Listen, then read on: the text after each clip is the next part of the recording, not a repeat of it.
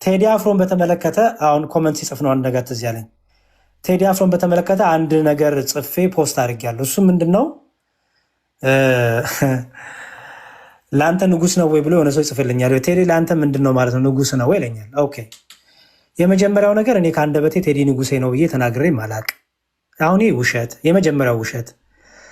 ወይ በኑሮ ደስተኛ ካልሆንክ ኤኤም በኑሮ ደስተኛ የምትሆንበትን ነገር እናመቻች። ኑሮ ወዶ ተወዶብህ የኑሮ ውጣ ውረዱ በዝቶብህ ከሆነ እናግዝህ፣ ምነት ፈንድሬዝ እናደርግልሃለን። ችግር የለው፣ ገንዘብ ቢሆን እናሰባስብልሃለን። ሰው በተለይ ሰዎች ደስተኛ ካልሆኑ ሰዎችን በውሸት ይከሳሉ።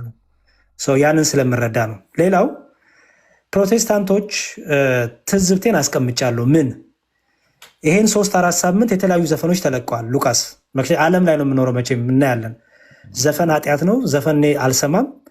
ቤተክርስቲያኔ ከልጅነቴ ጀምሮ ዘፈን እንዳልሰማ አድርጋን ያሳደገችኝ። የዘፈንም አድናቂ አይደለሁም፣ ዘፈኛም አይደለሁም። ዘፈንም አልሰማም፣ ዘፈንንም አላበረታታም። ግን ደግሞ እታዘባለሁ። ምድር ላይ ነው የምኖረው፣ መነኩሴ አይደለሁም። ገዳም ውስጥ ወይ ዋሻ ውስጥ አይደለም ያለሁት። ይሄን 2-3-4 ቀን ከዚህ ሳምንታትን በፊት ዘፈኖች ወጥተዋል። አንድ ጴንጤ ኮምፕሌን ሲያደርግ አላየኸውም። አንድ ጴንጤ ወጥቶ እንደዚህ ሲል አላየኸውም። ኦኬ ቴዲ አፍሮ ሲዘፍን ምን ተፈጠረ? ያልገባኝ ነገር ይሄ ነው። ቴዲ አፍሮ ሲዘፍን ምን ተፈጠረ? ምን ሆናችሁ? ምን ቢነካችሁ ነው? ምን የሆነ ነገር ቢነካችሁ ነው እንደዚህ የምትንጫጩት ብያለሁ። ምን ይዟችሁ? ምን ነካችሁ? አንደኛ ራሳችሁን አስፎገራችሁ። ኦኬ የሆነ ችግር አለ ማለት ነው እንዴ? ልክ ጭራሽ እንዲሁም የኦርቶዶክስ ቤተክርስቲያን ዘፋኝ ዘፋኞች ልካ ዘፋኝ ግጥም ዜማ ሰታ የምታዘፍን አስመስላችሁ አንዱ ፓስተር ይወጣና ለኦርቶዶክስ ቤተክርስቲያን መልእክት አለኝ እንዴ ነኑኒና ናናና ያለ የአንተ ዘማሪ ሲዘፍን መቼም ዝማሬ አትለኝም። ነኑኒና የሚባል ዘፈን የለም። እኛ ወጥተን ለመካነ ኢየሱስ መግለጫ አለን፣ ለሙሉ ወንጌል መግለጫ አለን አላልንም አንልም። ምክንያቱም እኛ ጨዋዎች ነን አንልም እኛ። እናንተ ግን ቴዎድሮስ ካሳ ዘፈነ ብላችሁ ምንድን ያስጨነቃችሁ ነገር? ምንድን የረበሻችሁ ነገር? የረበሻችሁ ነገር ቀስ እያለ ግን መጣ፣ ተገለጠልኝ፣ ገባኝ። ምክንያቱም አንዳንዶች ፕሮቴስታንቶች እየወጡ በደንብ በግልጽ መናገር ጀመሩ። ግልጽ መናገር ጀመሩ። አይተው ከሆነ አንዱን ቪዲዮ አንተ በዘፈን መንግስትን የምትቃወሙ ምን ስለሆንክ ነው የሚል አንድ ጴንጤ ቪዲዮ ሰርቷል። ስለዚህ ያስጨነቃችሁ መንግስትን መቃወሙ ነው ማለት ነው ይመስለኛል። ሜቢ ፕሮቴስታንት እምነት ተከታይ ስለሆኑ ቀዳማዊት እመቤትም ክብር ይግባቸውና ባላቸውም እንደዛ ስለሆነ ይሆናል እሱን ያስጨነቃችሁ። ኃጢአት አስጨንቋችሁ ከሆነማ ኖሮ ከዚህ በፊት ይሄ ሰውዬ 8 ዓመት ሙሉ አልዘፈነም። 8 ዓመት ሙሉ ዘፈን አልለቀቀም። ከሱ በኋላ በጣም ብዙ ዘፈን ተለቋል። ለምንድን ነው ወታችሁ ቪዲዮ አልሰራችሁት? ለምንድን ነው ወታችሁ ልክ አሁን የነበረውን አይነት ነገር የማትናገሩት? ራሳችሁን አታዘውም እንዴ? እውነት ወንጌል ጨንቋችሁ ነው? እውነት ኃጢአት ስለሆነ ነው ልትሉ ነው? ይሄማ ራሳችሁ ነው የምታታሉት። አሁን እንኳን እዚህ ቲክታክ ላይ ሉቃስ የተዚል እንደሆነ አንድ በጣም ቫይራል የወጣ እንትን ነበር አይደለ? ብዙ ሰው የሚሰራበት ዲዩት እያደረገ ኦኬ። እሱ ላይ እኔ አንድ ፕሮቴስታንት አላየሁም ሲቃወም።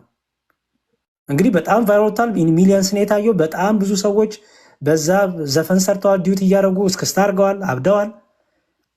አንድ ፕሮቴስታንት አላየሁም። አንድ ፓስተር፣ አንድ ነቢይ አላየሁም። ምን ዝማሬ ነው እንደ ዘመረው ሰውየው? ዘፈን እኮ ነው። ለዚያውም ሁሉም ሰው እዚህ ያነቃነቀ ዘፈን ማለት ነው።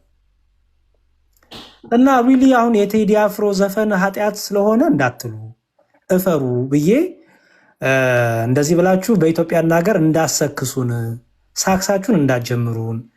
እውነት ስለ ወንጌል ጨንቋችሁ ስለ ኃጢአት ብላችሁ ሳይሆን ይመስለኛል። ሌላም ጴንጤ ልጅ ሲናገር እንደሰማሁት ለምሳሌ ቆይ እሱ ለምን የሰማሁት ከምን ለምን አላሰማችሁ? ኢዚ ወይ ይላሉ፣ ኢዚ ፒዚ ይላሉ አይደለ? ሉቃስ የኔና ያንተ ሀገር ሰዎች አዎ ሉቃስ አዎ ማለት ብቻ ነው በቃ። እኔ ቶሎ የሉቃስን አዎ ተጠቅሜ መውጣት ነው ያለብኝ፣ ሀሳቡን ሳይቀይርብኝ። እሺ አንዳንዴ ፌር መሆን ጥሩ ነው። ትቢሆነስት እውነት እንደ አእምሮ እንዳለ ሰው ሆኑ። እውነት ለወንጌል እንደሚጨነቅ ሰው እውነት ለወንጌል ካላችሁ ማለት ነው። እሺ አሁን እስቲ ይህን ሰው እንየው። አሁን እውነት ይሄ ሰው ይሄ ፕሮቴስታንት ነው። እሺ አሁን ማሳየችው ፕሮቴስታንት ነው። ብዙ ጊዜ ኦርቶዶክስን የሚናገር የሚሰድብ የሚነቅፍ ነው። ኦኬ አሁን ስለ ቴዲ የተናገረውን በጣም አይቼ በቃ ይሄ ነው ትክክለኛው፣ ለካ ዓላማው ይሄ ነው እንድል አረጌም ማለት ነው። ተረዳኋችሁ። ነቢያቱ ፓስተሩ ምኑ እንደዛ ሲጨነቅ ለካ ይሄ ነው ብዬ እንድረዳ አገዘኝ በጣም ወንድማችን። እግዚአብሔር ይስጠው። ላሰማችሁ ምን እንዳለ። እሺ ያው ጠቅላይ ሚኒስተር አሁን በሕይወተ ሥጋ የሌሉት ክቡር መለስ ዜናዊ ስለ ቴዲ አፍሮ ሲናገሩ ዶሮ በረጅም ገመድ አስረው ሲለቋት የተፈታች ኃይል ይሰማታል የሚል መልእክት አስተላልፈው ነበር። በአንድ ሀገር ውስጥ አንድ መንግስት እንጂ ሁለት መንግስት የለም። ከዚህ ቀደምም ቴዲ አፍሮ የሚታወቀው ከመንግስት ጋር በመጣላት አሁንም ደግሞ እያየን ያለነው እየተደረገ ያለው ነገር እንደዚህ አይነት ነገሮች ናቸው። እንደዚህ ደግሞ አያዋጣም። አሁን ያለው ገዢ መንግስት የሚታይ ነገር እየሰራ ነው፣ ግልጽ ነው። ሄደ መጎብኘት ነው። ቀጣይ ደግሞ በሚመጡ ዘመናት ደግሞ የተሻለ ነገር ኢትዮጵያን የማበልጸግ ስራ ይሰራል፣ ምንም ጥርጥር የለው። ቴዲ አፍሮ ደግሞ አንድ ዘፋኝ ነው። በዘፈኑ ዓለም ደግሞ ያበረከተው ነገር አለ። ያንን ማንሳት ትችላለህ። ግን ከመጣው መንግስት ጋር ሀሳብ ተቃራኒ ሆነ ኢትዮጵያን ወዳለው የሚል ብሂልና አባባል እኔ አይታየኝም። ኢትዮጵያን ከወደድ ከመንግስት ጋር አብረ መስራት እንጂ ጥግን ይዘ መንግስት የሆነ ነገር ሲል አንተ አሳፈረኝ የምትል ከሆነ መንግስት ያለባት ሀገር ስለሆነ ዳርን ትይዛለህ። ምንም ማለት አይደለም። የበፊቱንም የኢህአዴግን መንግስት እንደዛ፣ አሁንም ብልጽግናን እንደዛ፣ ቀጣይም እንደዛ።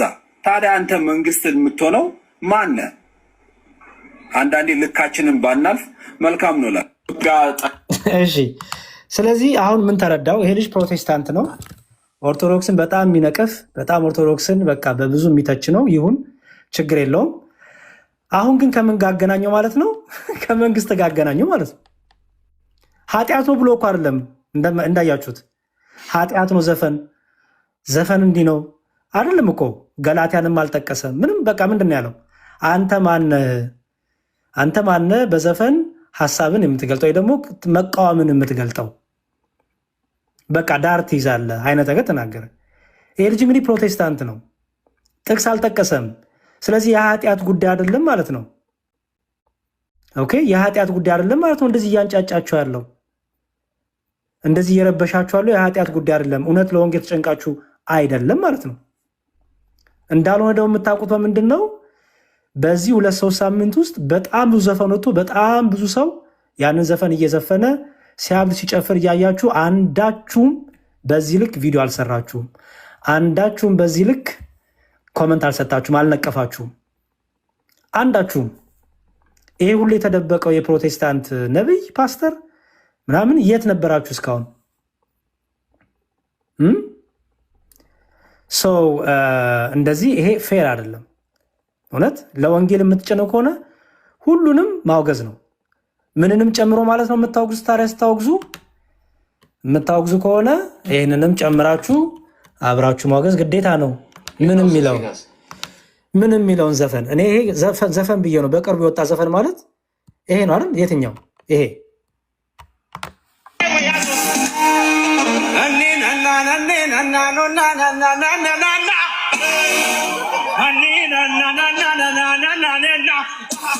እየዘለላችሁ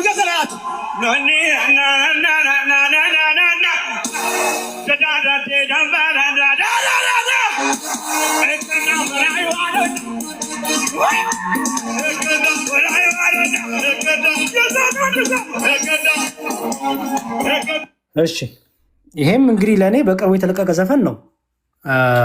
ይሄንን አልተቃወማችሁ እና እንትን ከሆናችሁ እውነት የወንጌል ጉዳይ ከሆነ እውነት የእግዚአብሔር መንግስት ጉዳይ ከሆነ አንደኛ መርጦ አልቃሽ አትሆኑ፣ ሁለተኛ ራሳችሁንም አታስፎግሩ። እውነት በቃ ንጹህ የሆነ ነገር ተናገሩ።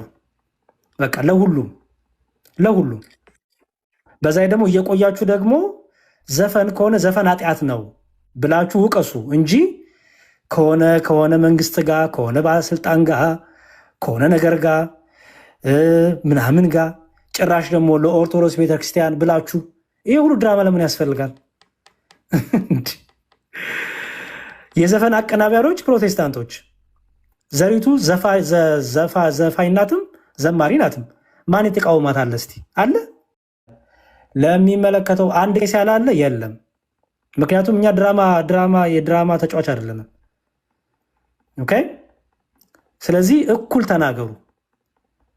ኦኬ። ማን ነው ደግሞ አንድ ደግሞ ማን ነበረ? ሉቃስ ያስታውሰኝ። አንድ ራፐር አለ ደግሞ የዘማሪም ነው ዘፋኝም ነው የፕሮቴስታንት። ማን ነው ስሙ? ኮመንት ላይ አስታውሱኝ። እኔ እንጃ። ኖ ኧረ ወፍራም ነው እንዴማ። ወፍራም ቢሆንማ እንደዛም አይንቀሳቀስም። ማን ነው ስሙ? አረ ነው ማን እንደሆነ ብቻ ግን አለ። ዘፋኝም ነው ዘማሪም ነው። ቶክቻው። አዎ ቶክቻው። ቴንክ ዩ በጣም ቶክቻው። ኦኬ ሰው የሙዚቃ አቀናባሪዎች ይባል የዘፈን አቀናባሪዎች ናቸው፣ የመዝሙርም አቀናባሪዎች ናቸው። ማጆሪቲ ፕሮቴስታንት ማለት ነው። እኛ ግን ወተን ግን ፕሮቴስታንት እንግዲህ አንልም። እኛ ለምን የምንለው እንዴ? ኦኬ ምክንያቱም ለሆነ ነገር የሆነ በቃ ልክ ቤተ እምነቱ እንደፈቀደ አድርጎ ቤተ እምነቱ እንዳደረገ አድርጎ እኛ አንዋሽም። ኦኬ ምክንያቱም ፕሮቴስታንት ዘፈን ኃጢአት ነው እንደሚሉ አውቃለሁ። ስለዚህ ለእንትና እኮ ለዘርፌ እኮ ፈቅደውላት ነው ልማናት ለዘሪቱ ፈቅደውላት ነው የሚል አገልጋይ ወይ የሆነ ሰው አሰሙ። እናንተ ግን ድራማ ውስጥ ስላላችሁ ፖለቲክሱ ስላላችሁ በዛ አስታካችሁ ለኦርቶዶክስ ቤተክርስቲያን ጥላቻችሁ መግለጽ ስለምፈልጉ የወጣና ፓስተሩ ነብዩ ምን ይላል? ለኦርቶዶክስ ቤተክርስቲያን የእግዚአብሔር ቤት ናት። ሉቃስ ከፕሮቴስታንቶች ጋር ውይይት ስታደርግ ቤተክርስቲያን የእግዚአብሔር ቤት ማደሪያ ነው ብሎ ያምናሉ? ህንፃ ቤተክርስቲያኑ እንደዛ አይነት ነገር የለም። አሁን አይተው ከሆነ ግን አንድ የፕሮቴስታንቱ ነቢይ ቤተክርስቲያን የእግዚአብሔር ማደሪያ ቤት ናት ይላል። አስተው ለመውቀስ ማለት ነው፣ ለመክሰስ እና ወጥቶ ለኦርቶዶክስ ቤተክርስቲያን ዘፋኝነት ምናምን ከዛስ እንዴ ኦርቶዶክስ ቤተክርስቲያን ቴዲን ግጥምና ዜማ ሰጥታ ዝፈን ብለዋለች እንዴ? ስቱዲዮ ለተቀረጽ ብለዋለች? ዘሪቱ ስዘፍን የሆነ ፕሮቴስታንት ቸርች ልኳት ነው ብለናል እኛ። እና አንዳንዴ ለቤተክርስቲያን ያላችሁን ጥላቻ እንዲያው ባታስወግሩ እና ደግሞ ከዚህ ከመሪዎች ጋር ነገሮችን ልሰፉ ከመንግስት ጋር ነገሮችን ልሰፉ የምትፈልጉም አላችሁ፣ ከፖለቲካ ጋር ምናምን። እሱም ስንፍና ነው፣ በጣም ትልቅ ስንፍና ነው። እና እቺን መልእክት በዛው ላስተላልፍ ብዬ ነው። ሉቃስ ስላስታወሰኝ የሆነ ሰው ከታች ለዛ ነው። እግዚአብሔር ይስጥልኝ በጣም ታንክ ዩ። እኔም ብዙ ነገር አልፎኛል ማለት ነው። ብዙ ነገር እያየሁ አይደለም ሚዲያ ላይ መለቀው ነገር ለቃለሁ እሄዳለሁ። ሚዲያው ቲክቶክ አይመቸኝም እንደ በፊት። አሁን ግርግር በጣም በዝቷል። ድራማው ብዙ ነገር ድራማ አለው በጣም ብሔራዊ ቲያትር የማያውቃቸው ስንት ድራማ ሰሪዎች አሉ መሰለ። ስንት ቢወዳደሩ ብሔራዊ ቲያትር በጣም ጥሩ ፊልም አክተር የሚወጣቸው ብዙ አሉ። እና ኤኒዌይስ በጣም ነው የሚጠቅመኝ መጽሐፍ። በተለይ ዮሐንስ ወንጌል ምዕራፍ 5 እንድትረዳ በጣም ይጠቅማል። አሁን የደረሰው ምን ላይ ነን? ቁጥር ስንት ላይ ነን? ቁጥር 26 እና 27። በጣም ጥሩ። ያው አሁን ለምሳሌ እሺ ያው ቁጥር ስንት? ያው ቁጥር 32 ቁጥር 25 ያው ለወልድ በራሱ ሕይወት እንዲኖረው ሰጥቶታልና ይላል። በአዲስ ኪዳን ውስጥ ብዙ ቦታ ላይ አብ ሰጭ ወልድ ተቀባይ ሆኖ ተገልጧል። ከእመቤታችን የነሳው ስጋ ከወልደ እግዚአብሔር ጋር ከመዋሃዱ በፊት ዘላለማዊ ሕይወት አልነበረውም። የትኛው? ከእመቤታችን የነሳው ስጋ አይደለ? በተዋሃደ ጊዜ ግን ይላል ቃል ስጋ በሆነ ጊዜ ማለት ነው ሕያው ሆኖ ሕይወትን ለሰው ልጆች የሚሰጥ አምላክ ሆኗል። ስለዚህ ሰጠው ማለት አምላክነት ያልነበረውን ስጋ አምላክ አደረገው ማለት ነው። አየው፣ አስተውል። ምክንያቱም ስጋ ከቃል ጋር ከመዋሃዱ በፊት እኔነት የለውም ማለት እኔ ባይ አይደለም። ልክ ቃል ስጋ ሲሆን ግን ምን ሆነ? የቃል ገንዘብ ለስጋ ሆነ፣ የስጋ ገንዘብ ለቃል ሆነ ማለት ነው። አየው።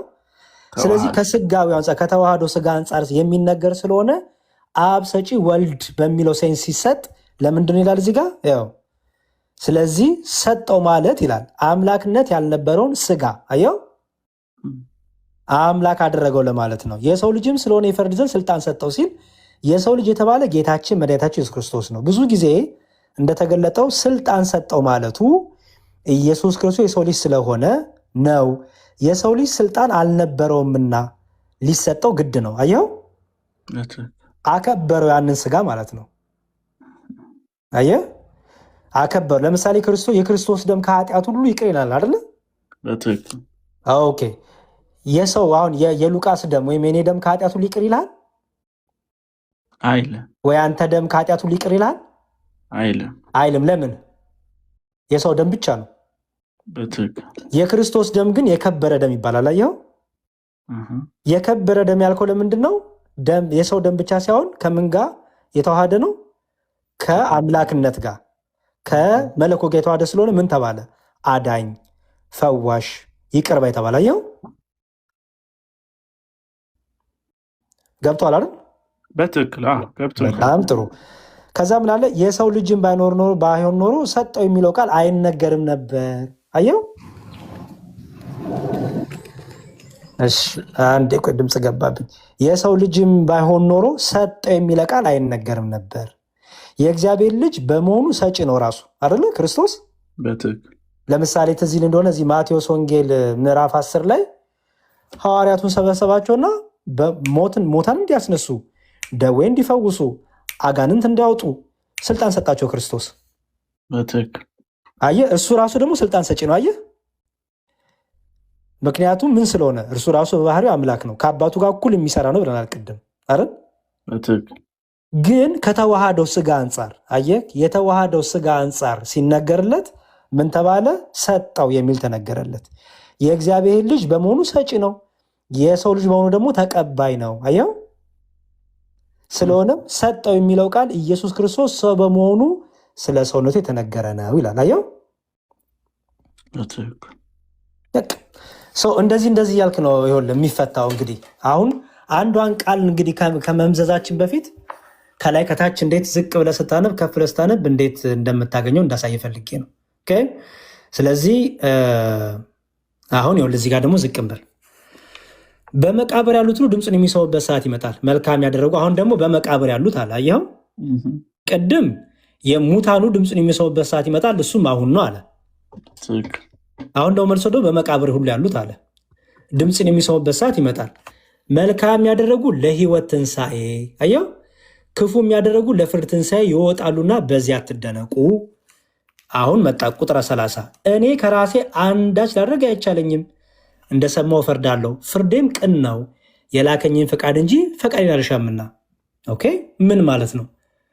አሁን ቅድም ሲፈውስ አባቴ እስከዛሬ ይሰራል እኔም ደግሞ እስከዛሬ ይሰራሉ ያለ ወልድ፣ አሁን ደግሞ መልሶ ከራሴ አንዳች ላደርግ አይቻለኝም ሲል እየተጋጨ ነው እንዴ? እየተጋጨ ነው አይደለም? ምን እያለ ይመስላል? እስቲ አሁን በሄድኩት ትርጓሜ ሄድና ምን እያለ፣ ምክንያቱም ከላይ ጀምሮ አባቴ እስከዛሬ ይሰራል እኔም እሰራለሁ። ወልድ በራሱ ህይወት አለው፣ ህይወት ይሰጣል ለወለዳቸው፣ ህይወት ሰጪ ነው፣ ህይወት ሰጪ ነኝ ብሏል። አብም አባቴ ይሰጣል ብሏል። እዚህ ጋር መጣና ግን ከራሴ አንዳች አላደርግም ሲል እኔ አልችልም እያለ ነው እያለ አይደለም። አስተውል። አሁን እችን ብቻ ቃል መዘ ከሆነ ልክ የሙስሊሞቹ አይነት ትርጓሜ ውስጥ ገባና ይኸው በቃ አይችልም እኮ ልትል ነው። እዛው ግን ይላል መሰለያው ከራሴ አንዳች ላደርግ አይቻለኝም፣ እንደሰማው እፈርዳለሁ፣ ፍርዴም ቅን ነው፣ የላከኝን ፈቃድ እንጂ እኔን ፈቃድ አልሻምና። ምን እያለ ይመስላል? አሁን እዚህ ጋር ከራሴ አንዳች ላደርግ አይቻለኝም ብሎ ሳይቆም እንደሰማው እፈርዳለሁ አለ። ምን እያለ ይመስላል? ለምሳሌ እኔ እናንተ የሆነ ነገር ተመካከርን፣ በደምብ ስማኝ ቃላ ተመካከርን። ከዛ አንተ ሄድክ። እኔ እናንተ የተመካከርነው እኔ እናንተ የተነጋገርነው ነገር ይዘህ ሄድክ። ሰዎች የሚያውቁት እኔ ነው፣ አንተን አያውቁም። አስተውል። ከዛ በኋላ እኔ እኮ ከራሴ አንዳች አላደርግም እንደሰማው ነው የምፈርደው፣ ከራሴ አንዳች አላደረግኩም ካልክ እኔ ማድረግ አልችልም እያልክ ነው አይደል? ምን እያልክ ነው? እውነትን ነው ማደርገው እያልኩኝ ነው። የተለየ ነገር እያደረግኩ አይደለም ነው። በትክክል አየህ። ምክንያቱም ከራሴ አንዳች ላደርግ አይቻለኝም ሲል ወልድ ያቅተኛል እያለ አይደለም። ወይ ደካማ ነኝ እያለ አይደለም። ደካማ እንዳልሆነማ ስንት አይተናል አይደል? ብርቱ እንደሆነ ስንት አይተናል። አምላክ እንደሆነ እኮ ስንት አይተናል። እዚህ ጋር ላደርግ አይቻለኝም ያለው ክርስቶስ አቅም የለኝም አልችልም እያለ ሳይሆን፣ ለምሳሌ እናንተ እግዚአብሔር ሆይ ማድረግ እኮ አልችልም ስንል ምን እያልን ነው? አቅማችን አይችልም እያልን ነው አይደል? እኔ እናንተ ክርስቶስን ከራሴ አንዳች አደረጋችንም ስል አቅሜ ደካማ ነው እያለ ነው አይደለም። ምን እያለ መሰለ? እኔ የማደርገው ከአባቴ የተለየ አይደለም። አየው፣ የተለየ ነገር እያረኩ አይደለም። ህይወት ብሰጣችሁ የተለየ ነገር እያረኩ አይደለም። አባቴ የሚያደርገውን ነው የማደርገው። ምክንያቱም ሲመጣ ወደ ምድር ወልድ ኢየሱስ ክርስቶስ በአባቱን ፍቃድ በራሱን ፍቃድ ነው የመጣው። አየ።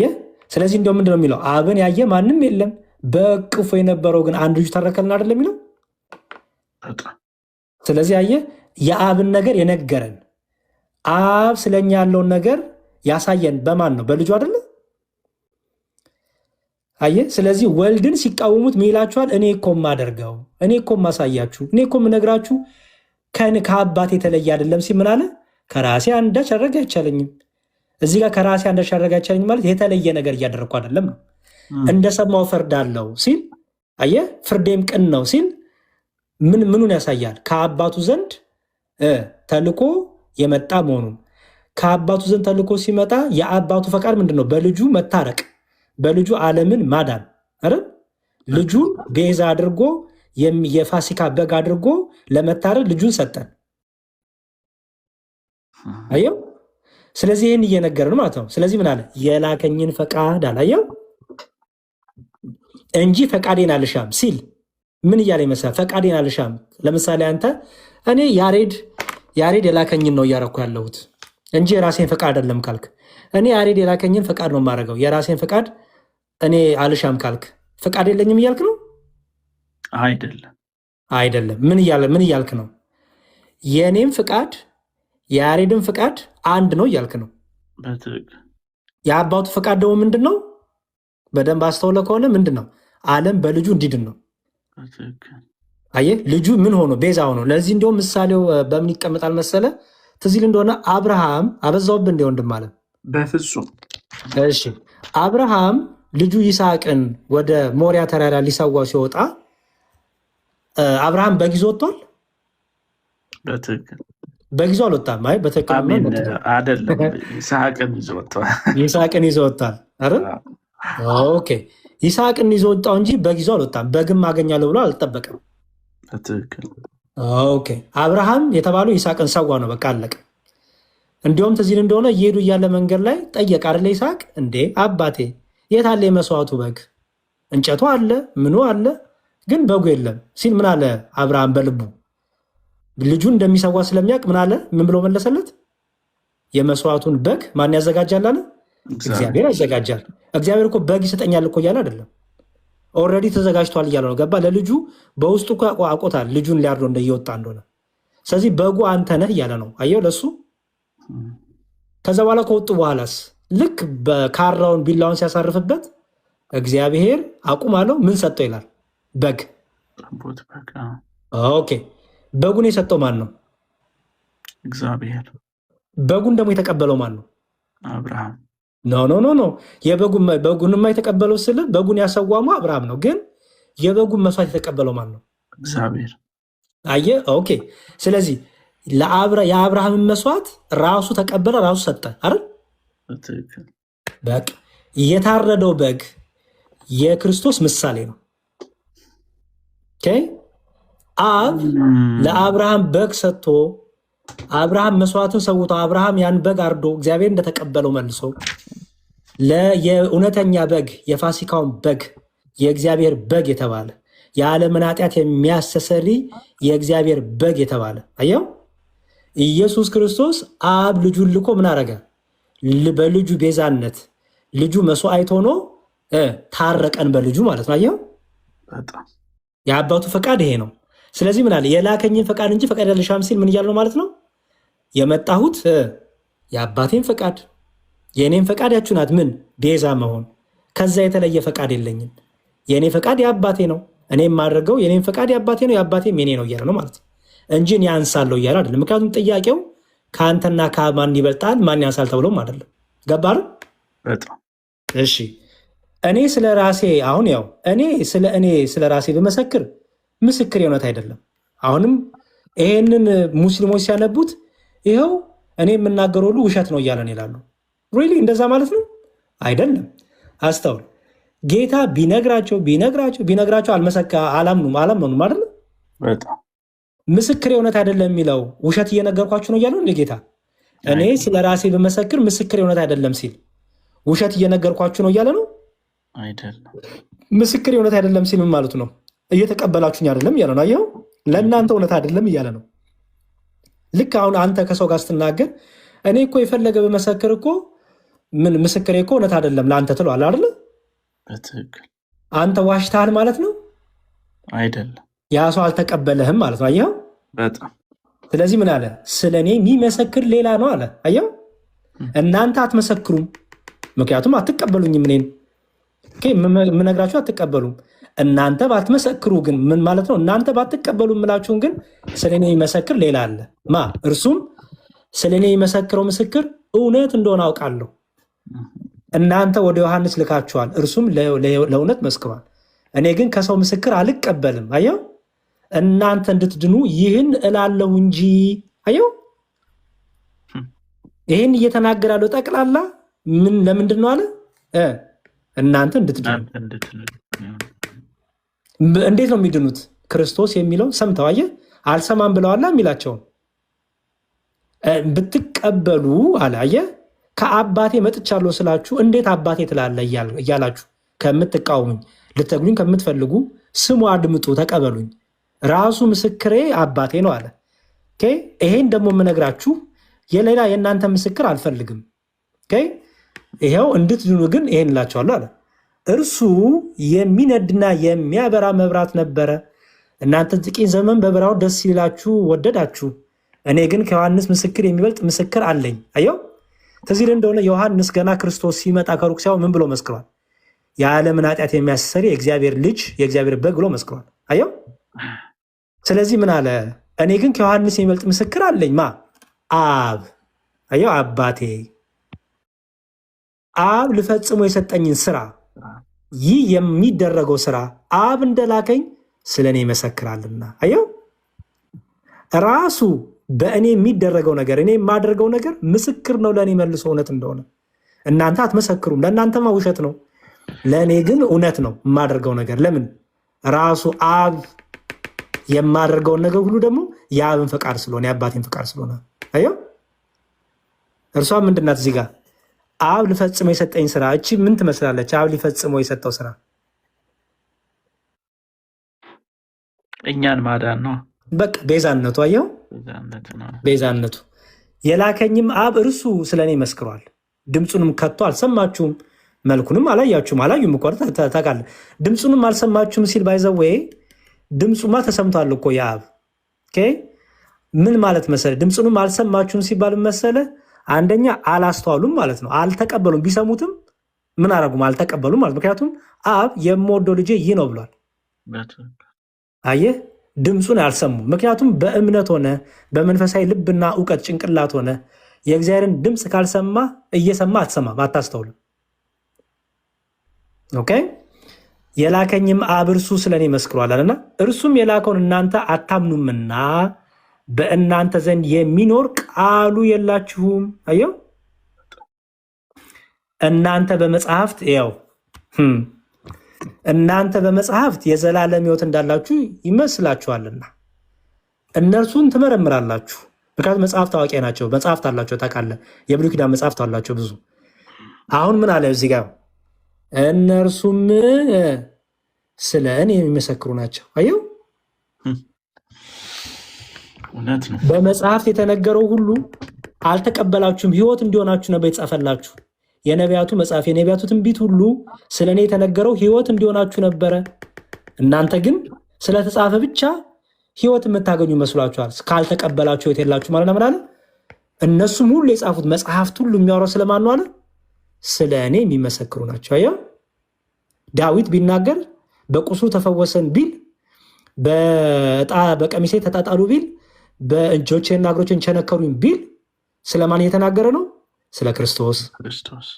አየህ፣ እነ ኢሳያስ በቁስሉ ተፈወስን፣ ደቀቀ፣ የባሪያን መልክ ያዘ ቢሉ ስለ እኔና ስለ ኃጢአታችን ደቀቀ፣ ተሰቃየ ቢሉ ስለማን የሚናገሩት? ስለ ክርስቶስ። አየህ፣ መጽሐፍት ሁሉ ስለ እኔ የሚመሰክሩ ናቸዋልና፣ ነገር ግን ሕይወት እንዲሆንላችሁ ወደ እኔ ልትመጡ አትወዱም። አየው፣ ከሰው ክብርን አልቀበልም፣ ዳሩ ግን የእግዚአብሔር ፍቅር በራሳችሁ እንደሌላችሁ አውቃችኋለሁ። አየው፣ እኔ በአባቴ ስም መጥቻለሁ አልተቀበላችሁኝም። በአባቴ ስም መጥቻለሁ ሲል አብ ነኝ እያለ ነው? አይደለም። በአባቴ ስም መጥቻለሁ ሲል ማለት ነው የአብን ነገር እየነገርኳችሁ ነው እያለ ነው። አየኸው፣ አባቴ ልኮኛል ብሎ ነግሯቸዋላ። ከአብ ዘንድ ወጥቼ መጥቻለሁ ብሏቸዋላ። አባቴ እስከዛሬ ይሰራል፣ እኔም እስከዛሬ ይሰራለሁ ብሏላ። ስለዚህ ይሄን ነገርኳችሁ አልተቀበላችሁኝም። ሌላ በራሱ ስም ቢመጣ እርሱን ትቀበሉታላችሁ። አየው፣ በማስም ነው የሚለው፣ በራሱ ስም። አየህ፣ አጭበርባሪው፣ ተንኮለኛው፣ አሳቹ ቢመጣ አዎ ትቀበሉታላችሁ።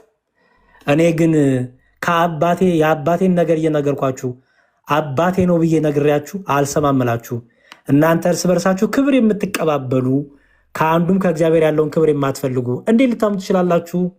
እኔ በአብ ዘንድ የምከሳችሁ አይምሰላችሁ፣ የሚከሳችሁ አለ። እርሱም ተስፋ የምታደርጉት ሙሴ ነው። አስተውላውን ምን ማለቱ ይመስላል? ደግሞ እዚች ጋር እኔ በአባቴ እናንተ እርስ በርሳችሁ ክብር የምትቀበሉ እኔ በአብ ዘንድ የምከሳችሁ አይምሰላችሁ፣ የሚከሳችሁ አለ። እርሱም ተስፋ የምታደርጉት ሙሴ ነው ሲል እኔ አልፈርድባችሁም እያለ ነው ጌታ። አይደለም እኮ ሙሴ የተናገረው ስለነበረ እያላቸው ነው። አየህ፣ ምክንያቱም ሙሴ ለእነሱ በጣም ትልቁ ነቢይ ነው። በጣም አብርሃምና ሙሴ ማለት በቃ እንዳመጣባቸው በድንጋይ ነው የሚወግሩ ዛሬም ድረስ ሙሴን ከተናገርክ። ስለዚህ ሙሴ ያ ተስፋ የምታደርጉት ሙሴ እንኳን ስለ እኔ ተናግሯል። ምክንያቱም ብሏል መጽሐፍት ሁሉ ስለ እኔ ይመሰክራሉ አይደል ያለው። የሙሴ መጽሐፍት እኮ አላቸው። አየህ፣ የሙሴ መጽሐፍት ስለ እኔ እየተናገሩ ሙሴ ራሱ ይከሳቸዋል ማለት ነው። ሙሴን አልሰማችሁትም፣ አባታችን ሙሴ ትላላችሁ፣ አባታችን አብርሃም ትላላችሁ። በአብርሃም ሕይወት ግን አትኖሩም፣ በአባታችሁ በሙሴ ትምህርት ግን አትኖሩም። ስለዚህ ያስተማራችሁ አባታችን የምትሉት ሙሴ ነው የሚከሳችሁ አላቸው። ከዛ ምን አለ? ሙሴንስ ብታምኑት አላየው ባመናችሁኝ ነበር። እርሱ ምን ይላል? ስለ እኔ ጽፏልና። አየው፣ እኔ ይላል ወልድ። አየው፣ እኔ እያለ ይናገራል። እኔ ይላል አባቱን አብ አባቴ ይላል፣ ስለ ራሱ ደግሞ እኔ ይላል። አሁን ሙሴ እንዴት ስለ ክርስቶስ ይጽፋል ብትል፣ አየህ፣ የነቢያቱ መጽሐፍ ትንቢቱ ሁሉ ስለማን ነው የሚናገሩ ማለት ነው? ስለ ክርስቶስ ኢየሱስ። መጽሐፍትን ካላመናችሁ ግን ቃሌ እንዴት ታምናላችሁ አላቸው ማለት ነው። አሁን እዚህ ሁሉ ውስጥ ሙሉን ያነባው ነው ለመሰለ ቀላብዬ።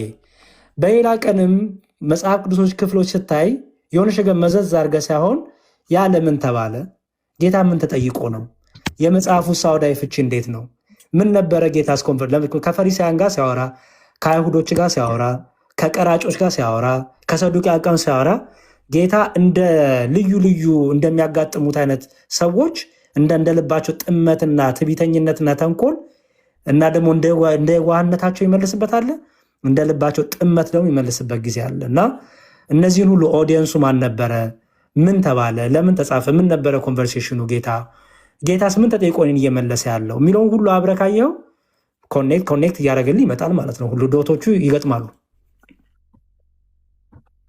እንዴት ነው እስካሁን? ተባረክ ያሬድዬ፣ በጣም በጣም አመሰግናለሁ። ቴንኪ። እውነት የሆነ ለየት ያለ መንፈስ ነው የሰጠኝ፣ ለየት ያለ አይምሮ ነው አሁን እየያዝኩ ያለሁት ራሱ። ዝም ብዬ አይ ቲንክ እኔ ሊትራሊ የሚያወራውን ነገር ነው እንጂ እንደዚህ ዲፕ ገብቼ መጽሐፍ ቅዱስ አይ ቲንክ አንብቤ አላቅም ማለት ነው። አይ ቲንክ ሞር ወደ ቤተ ክርስቲያን ሄጄ የተለያዩ የትርጉም መጽሐፎችንም ይዤ በደንብ ማጥናት መቻል አለብኝ። እኔ በጣም በክርስቶስ ሕይወት በጣም ነው ማምነው፣ በቤተ ክርስቲያን ሕይወት በጣም ነው ማምነው። ልጆቼ ይዤ እሄዳለሁ። ሁሌ እንደዚህ ተራ የሆነ ዳውት ይፈጠርብኛል። ግን አይ ቲንክ ያ ተራ የሆነ ዳውት ዝም ብሎ መጽሐፍ ቅዱስ እንደወረደ አይነት ከማንበብ ይመስለኛልና ግን በጣም አይምሮዬን የሚከፍት በተለይ ይህን ምዕራፍ አእምሮዬ እንድከፍት አይነት ነው የነገርከኝ የተረጎምክልኝና በጣም በጣም አመሰግናለሁ። በጣም ምንም ችግር የለውም። ቀላብዬ በርታ። ፎሎ አድርግሃለሁ። የት ሀገር ነው ያለኸው? እኔ አሜሪካ ውስጥ ነው ያለሁት። ጭራሽ አገጬ ጋር ነህ። እኔ አፍንጫ ወይ አገጭ ነኝ። ሉቃስም እዛ አሜሪካ ነው። ስለዚህ እናግዛሃለን፣ እንማማራለን። ምንም እኔም ተማሪ ነኝ እንዳንተ። ግን ምን እናደርጋለን መሰለ፣ መጽሐፍትንም አግዛለሁ፣ እልክልሃለሁ። መጽሐፍቶችን ቢሆን በሺፕ አደርግልሃለሁ። ምክንያቱም አንተ አሁን ምንድነው የሚያስፈልግህ? ኦልሬዲ በልብህ እምነቱ አለ፣ ምኑ አለ። የሆነች አቧራ አለች። እሷን አቧራ ጠረግ ማድረግ ነው። እሷን ደግሞ ከምንድነው የምትጠረገው መሰለ? ቤተክርስቲያን እንዴት ብላ ፈታቸው ይህን ክፍል። ቤተክርስቲያን ይህን ክፍል እንዴት ነው የምትረዳው? እንዳልኩ ሁሌም የኦርቶዶክሳዊ ነገር ደስ የሚለኝ ነገር እኔ ኦርቶዶክስ ስለሆንኩኝ ሳይሆን ኦርቶዶክስ በሆኔ ከምኮራባቸው አንደኛው ነገር መሰለ፣ እንደ ግል መተርጎም አልችልም። እንደ ራሴ እንደ መሰለ መተርጎም አልችልም። እና ደግሞ የሆነች ጥቅስ መዘዝ አድርጎ አንድ ሰው ሲያወራ ለምንድነው ጥቅስ የምትመዛው? እስቲ ከላይ ከፍ ከታች ዝቅ ብለህ ከላይ ከፍ ብለህ ደግሞ ለምንድን ነው ይሄ የተባለው? ምን ነበር የነበረው ኮንቨርሴሽን? ማን ነበር ኦዲየንሱ? ለምሳሌ አሁን የቅዱስ ጳውሎስን መልእክት የምታነብ ከሆነ ለቆሮንቶስ ሰዎች የተጻፈ ቆሮንቶስን የሚመለከት ጉዳይ አለ። ለኤፌሶን ሰው የጻፈ ኤፌሶን የሚመለከት ጉዳይ አለ። ያው ስለዚህ እንደ ኦዲየንሱ እያየ ትሄዳለህ ማለት ነው። ሰው እንደዚህ ነገሮች ስላሉ እነዚህን ሁሉ እናጠናለን። ከምንም በላይ ግን እኔም አላስፈልግህም። ምንድነው የምታደርገው? ሽሮ በርበሬ ለሆነች ጊዜ ላይ አስቁምና ማስላክ ይሄን መጽሐፍ አስልክ። ይሄ የዮሐንስ ወንጌል ሙሉ የዮሐንስ ወንጌል ትርጓሜ ነው ሙሉ። አንደኛው ይሄ ነው። ሁለተኛው ደግሞ የቅዱስ ጳውሎስን ከፈለክ ደግሞ ይሄ ደግሞ የቅዱስ ጳውሎስ 14ቱን መልእክት ትርጓሜ ነው። ሮሜን ከፈለክ የዕብራውያንም የሁሉም ትርጓሜ ነው ማለት ነው። ፒክቸሩ ሰድ ራሳቸው ጸሐፊው ራሳቸው ናቸው። ጸሐፊው ስል ከራሳቸው ጽፈው ሳይሆን ኦልሬዲ ጥንት የነበረውን በግዕዝ የነበረውን ለሰው በሚረዳው መልኩ በአማርኛ ጽፈውት ነው። መጋቢ ሐዲስ ስቡ አዳምጤ ይባላሉ። በጣም ቆንጆ መጽሐፍ ነው ያዘጋጁት። ለሰው በሚረዳው በሚቀለው መልኩ ነው ያዘጋጁት። ይኸው የሐዋርያው ቅዱስ ጳውሎስ መልእክት ይሄ ከሮሜ እስከ ገላትያ ያለው ነው። ይሄ ደግሞ ከገላትያ ከኤፌሶን እስከ ዕብራውያን ይሄ ደግሞ ከኤፌሶን እስከ ዕብራውያን ያለው ነው። አሁን የሚገርም ሜ 20 ላይ ወደ አገር ቤት ሄዳለሁ። አንድ ለ3 ወር ልጆቼን ባለቤቴን ይዤና በከፍተኛ ሁኔታ እኔ እንዳልኩ ካቶሊክ ነው እድገቴ፣ ግን በጣም የቤተ ክርስቲያን ትምህርት ተምሬ አላደኩም። አሁን ግን ልጆች ሲኖረኝ 2 ልጆች አለኝና በጣም እያሳሰበኝ መጣ እና መጽሐፍ ቅዱስ ማገላበጥ ጀመርኩኝ፣ ምናምን ማየት ጀመርኩና ኦኬ አሁን ግን እዚህ ያለውበት ስቴት ላይ እንትን ነው የሚሄደው የኦርቶዶክስ ቸርች ነው እየሄድን ያለ ነው እና ግን ኢቨን ያው አልተጠመቅኩም፣ ኦርቶዶክስ አልሆንኩም፣ ግን ወደዛ እንደምገባ ከእግዚአብሔር ጋር ይሄ 2-3 ወር አገር ቤት በደንብ ቀይሮኝ እንደሚመጣ እርግጠኛ ነኝ። በቃ እግዚአብሔር ይርዳህ። ደግሞ እስክትሄድ ድረስ አውራኝ፣ ስልክን አስቀምጥልኝ፣ እደውልልሃለሁ። የት ስቴት ነው ያለኸው? ሚኒሶታ ነው ያለሁት። ሚኒሶታ ነው ያለኸው? አይ ጥሩ እሺ፣ በቃ እንደዋወልና እስክትሄድ ድረስ አንዳንድ ነገሮች አግዝሃለሁ። በተረፈ ቴሌግራም ቻናል አለኝ። ይሄ ጽዮን 1624 ይላል። ጽዮን 1624 ይዤዋለሁ። በቃ ጽዮን 1624 በሰርች ብታደርግ ቴሌግራም ላይ ኦርቶዶክስ ተዋሕዶ እንወቅ የሚል ቻናል ይወጣልሃል። ከዛ በኋላ አሪፍ መጽሐፎች አሉ። ይሄ አሁን ለጊዜው ይሄ እኛ ያው ፕሮቴስታንቶቹ ላይ እና እስልምናው ላይ ምናምን ስለምንሰራ አንዳንድ መረጃዎች ናቸው እነዚህ። ከምን ትጀምር መሰለ? ወደ ከላይ ከፍ ብለህ ቅድም ያልኩት ትርጓሜዎች አያቸው። የማቴዎስ ወንጌል፣ የማርቆስ ወንጌል፣ የዮሐንስ ወንጌል፣ የሉቃስ ወንጌል። አሁን የዮሐንስ ወንጌል ኦልሬዲ ቅድም ፒክቸር ወስደሃል። አሁን ይሄንን የሚገርምህ ይሄ ኦሪጂናሉ ትርጓሜ ያለበት ነው። በጣም ሂውጅ መጽሐፍ ነው። አየው፣ ግዕዝና አማርኛ ተደባልቆ ነው ያለው። አየው። አሁን የቅድሙ ያሳየው ግን ምንድነው? ግዕዙን ለቀም አድርገው ለሰው ቶሎ ሊያነበው በሚችል መልኩ የተዘጋጀ ነው። ግን ይሄ ራሱ ነው ልዩነቱ። ይሄ ግዕዝና አማርኛ ነው፣ በጣም ብዙ ነው። ይሄ ግን አማርኛውን ተርጉሞን ያመጡት ማለት ነው። ይሄ ቆንጆ ነው በጣም ግን አንድ አይነት ነው። ኤኒዌይስ ትርጓሜ የምልህ ይሄ ነው። ይህ አሁን ለምሳሌ የቀሩት የማቴዎስ ወንጌል ከፈለክ የማርቆስ የሉቃስ እዚህ ላይም አለልህ፣ ግሩፑ ላይ አለልህ። የዮሐንስን ኦልሬዲ መጽሐፉ ስላለ እሺ። የሆነ ነገር ሲከብድህ አንብበኸው ከከበደ ናና ትርጓሜውን አንብብ። በቃ አለቀ። ከዛ ይፈታላ ትርጓሜው። ይሄ ማለት ይሄ ነው ብሎ ይፈታላል። አየው። ኦኬ። ከዛ ደግሞ ሌላ እንድታነብ የምፈልገው አምደ ሃይማኖት የሚባል መጽሐፍ አለ። በጣም የሚደንቅ መጽሐፍ፣ የድሮ መጽሐፍ ነው። በጣም የጥንት መጽሐፍ ነው። ብዙ ሰው በተለይ በድሮ ጊዜ በሰንበት ትምህርት ያለፈ ሰው ያውቋል። አምደ ሃይማኖት ይላል መጽሐፍ። የቀሲስ ብርሃኑ ጎበና መጽሐፍ ነው። ከዚህ ብጀምር ደስ ይለኛል። በቃ ስጠቅላላ የኦርቶዶክሳውያን ትምህርት ምንድን ነው የሚለው ማወቅ ከፈለግ ለምሳሌ ሃይማኖት ምንድን ነው፣ ከሃይማኖት ሰዎች ለምን ይወጣሉ ይጀምራል። ከዛ መጽሐፍ ቅዱስ ብሉይ ኪዳንና አዲስ ኪዳን ተብሎ ይከፈላል። አዲስ ኪዳን ደግሞ 4 ወንጌላውያን አሉ። አየው። ከዛ ደግሞ የወንጌል ጸሐፍት 4 ብቻ ለምን ሆኑ ይላል። ከዛ ደግሞ ስዕሎች የአዲስ ኪዳን መጽሐፍት፣ ከዛ ደግሞ የመጽሐፍ ቅዱስ ብዛት እዚህ ላይ አለለ።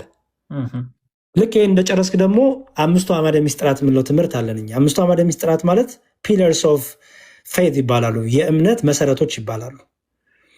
እነዚህ ፒለሮች ከማንኛውም ከሙስሊም ጋር ብታወራ፣ ከፕሮቴስታንት ጋር ብታወራ፣ ከካቶሊክ ጋር ብታወራ፣ ከኦርቶዶክስ ውጭ የሆኑ ጋር ስታወራ የሚጠቅሙ መጽሐፍ ትምህርቶች ናቸው፣ መሰረት ናቸው፣ ቤዝ ናቸው፣ ሃይማኖትም ናቸው። አይቀየሩም እነዚህ ትምህርቶች። ባይዘወይ ለምሳሌ ፓትሪያርክ አሉ አይደል?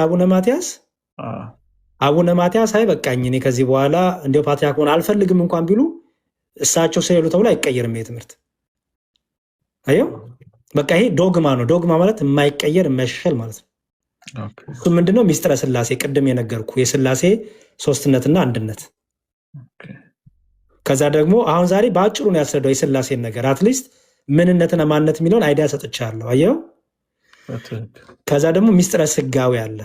ብዙ ሰው የሚጨቃጨቀው እዚህ ላይ ነው። በተለይ ሙስሊም እስልምናውም ክርስቶስ አምላክ አይደለም የሚለው፣ ሌላውም እየተነሳ ክርስቶስ አምላክ አይደለም ሰው ብቻ ነው ፍጡር ነው የሚሉት ስጋዌን ካለመረዳት ነው። ሰው ስጋዌ የሚለው የክርስቶስን ሰው መሆን የሚያሳይ ነው። ስለዚህ ስጋዌ ላይ የክርስቶስ ማንነት ወልድ ስጋን በመንሳቱ ከአብና ከመንፈስ ቅዱስ አላነሰም። የንስጥሮስ ትምህርት የክደት ትምህርት ነው። የነ ፖፖሊዮ ትምህርት የኢየሱስ ክርስቶስ ተዋህዶ በቅዱሳን አባቶች ሲተነተን፣ ከዛ ደግሞ ስጋ በተዋህዶ የባህሪ አምላክ መሆኑን የሚያስረዱ መጽሐፍት እያለ ይቀጥላል። አየው። ከዛ ደግሞ ጥምቀት ደግሞ መጣ። ጥምቀት በነገራችን ላይ መጽሐፍ ከተለያየ ተቃራኒ ቤተ እምነት የሚመጣ ጥያቄዎችና መልሶችም ይዟል። እዚህ ጋር ተጠራጣሪዎች የሚያቀርቧቸው ጥቅሶችና መልሶቻቸው ይላል። ከዛ ደግሞ ሚስጥረ ጥምቀት አለ። ጌታ ለምን በ30 ዘመን ተጠመቀ? ለምንድነው በ40ና በ80 እኛ የምንጠመቀው? ያየው ጌታ ከሌሎች ወንዞች ሁሉ ለይቶ ለምን በዮርዳኖስ ተጠመቀ? ብዙ ወንዞች እኮ ነበሩ አይደለ? ታውቃለህ? በጣም በእስራኤል በጣም ብዙ ወንዞች አሉ። ጌታ ግን መርጦ ለምን በዮርዳኖስ ተጠመቀ? ምን የተነገረ ነገር ትንቢት ቢኖር ነው? እሱን ይነግራል። ጌታ ወደ ዮሐንስ ሄዶ የተጠመቀበት ምክንያት ምንድን ነው? መንፈስ ቅዱስ በርግብ አምሳል ወረደ ሲባል ምን ማለት ነው? በርግብ አምሳል ነው የሚለው አስተውል። በርግብ አምሳል ወረደ ማለት ነው። እሺ የጌታ በውሃ መጠመቅ ምንድን ነው? ከዛ ደግሞ ማጠቃለያ ላይ ከዛ ቁርባን ደግሞ መጣ። ሚስጥረ ቁርባን የጌታ ስጋና ደም ማለት ነው የምንለው። ይህም ቆንጆ ክፍል ነው። ከዛ ትንሣኤ ሙታን፣ ሙታን እንዴት ይነሳሉ? የሙታን ትንሣኤ እንዴት ነው? ተስፋችን እንዴት ነው? ከሞት በኋላ ያለው ህይወታችን፣ ይህም ሁሉ ይዝላል። ይሄ 5ቱ አዕማደ ምስጢራት ይባላሉ ማለት ነው። ይህን ከጨረስክ በኋላ ቀጥሎ ወዴት ትሄዳለህ? እዚህ ጋር ነገረ ማርያም አለ። የድንግል ማርያም ክብር ክብረ ድንግል የሚል አለ። የማርያም የስሟ ዘላለማዊ ድንግልናዋ የእመቤታችን ለዮሴፍ የታጨችበት ምክንያት የበኩር ልጇን የሚለው ምን ማለት ነው? ብዙ ጊዜ ፕሮቴስታንቶች ያነሱታል ታውቃለህ። እስክትወልድ ድረስ አላወቃትም የሚለውን ይዘው ከዛ በኋላ ከዮሴፍ ወልዳለች ይላሉ አይደለ? ላቲ ስብሐት ክብር ይግባት። እንደዚህ የሚባል ነገር በእርሷ የለም። የመጀመሪያም የመጨረሻ ልጇም ክርስቶስ ኢየሱስ ነው። ይህን ጥቅስ ግን እነሱ የሚረዱበትና የእኛ ደግሞ አረዳድ ደግሞ ተቀምጧል፣ ኦርቶዶክስ ያረዳድ። ከዛ ደግሞ አማላጅነቷ ክብሯ የእመቤታችን ምሳሌዎች፣ ከዛ ደግሞ የቅዱሳን አማላጅነት ደግሞ አለለ። አየው። ከዛ ደግሞ ታቦት ምንድነው? ጽላት፣ ታቦት ጽላት የሚላለ ስግደት፣ መስቀል፣ ስለ ስዕላት፣ ስለ ጾም። አየው። በቃ ይሄ አሁን በጣም ትንሽ የፔጅ ናት። አይ ቲንክ ስንት ፔጅ ነው? 168 በጣም ትንሽ ናት። ጊዜ ሰጥተህ አውሮፕላን ውስጥ እንኳን እየሄድክ ብታነበው በ13 ሰዓት ውስጥ የምትጨርሰው ነው። አየው በቃ በጣም አሪፍ ነው። ጥያቄና መልሶች አሉት። ከነጥቅሱ ነው የሚያስቀምጥልህ። አየው የመጽሐፍ ቅዱስ ማስረጃ እያለ መጽሐፍ ቅዱስን አነበብከውም ተረዳኸውም ተማርከውም ማለት ነው በመጽሐፉ። በዚህ ይሄን ይኸው አምደ ሃይማኖት ይላል። እዛው ላይ ያለ ፒዲኤፍ ነው ተቀምጧል እዛ ላይ። በቃ ከነዚህ ጀምር እንዳይበዛብህ። አትሊስት አሁን ይሄን እያነበብክ ቆይ። እዚህ ላይ ጥያቄዎች ሲኖርህ ስልኬን ስለምሰጥ ታወራኛለህ። ኢትዮጵያ ስትሄድ ግን ያልኩ መጽሐፎችን ትንበል። ወደፊት ስትበረታ ይህንን መጽሐፍ ገዝተህ ይዘህ ትመጣና ታስቀምጠዋለህ። ግን ታነበዋለህ፣ አይቀርልህም። ይሄ መጽሐፍ በጣም በጣም የሚገርም መጽሐፍ ነው። መርሎተ ጽድቅ ይባላል። መርሎተ ጽድቅ ይባላል። ዲያቆን ያረጋል አበጋ የጻፈው መጽሐፍ ነው። ይሄ መጽሐፍ ቁጥር 1 እና ቁጥር 2 ቁጥር 3 አሉት። ይሄ መጽሐፍ ሶስቱንም ካነበብክ አንተ ፊት ማንም ፕሮቴስታንት አይቆምም። ጠቅላላ ፕሮቴስታንቶቹ የሚጠይቁት ጥያቄና መልስ፣ ይሄ ጸጋ ብቻ እምነት ብቻ ሲባል የቅዱሳን ክብር ምንድን ነው የሚለው ሁሉ በሚገርም መልኩ ያስቀመጠ ነው። ኢቭን ይህን ራሱ አሳተናቸው ወደ ኦርቶዶክስ የመጡ ብዙ ፕሮቴስታንቶች አሉ። ይህን ብቻ አንብበው ማለት ነው ሳናስተምራቸው። ይህንንም ፎቶ አንሳ ከፈለክ አቀባበል እንደሱ እዛይን አለ። ይሄ ቅጽ ሁለቱ ነው። በቃ ይህን ካገኘው ችግር የለውም። እስከ ቁጥር 3 አለው። እስከ ቁጥር 3 ድረስ ግዛ። አይ ገዛለሁ። በጣም የሚገርም ሁለቱ እህቶቼ አሁን ኦርቶዶክስ ሆነው ደስ የሚል ህይወት እያሳለፉ ነውና በጣም አሪፍ። እኔም ደፍንሊ በደንብ እንደምጠመቅ እርግጠኛ ነኝ።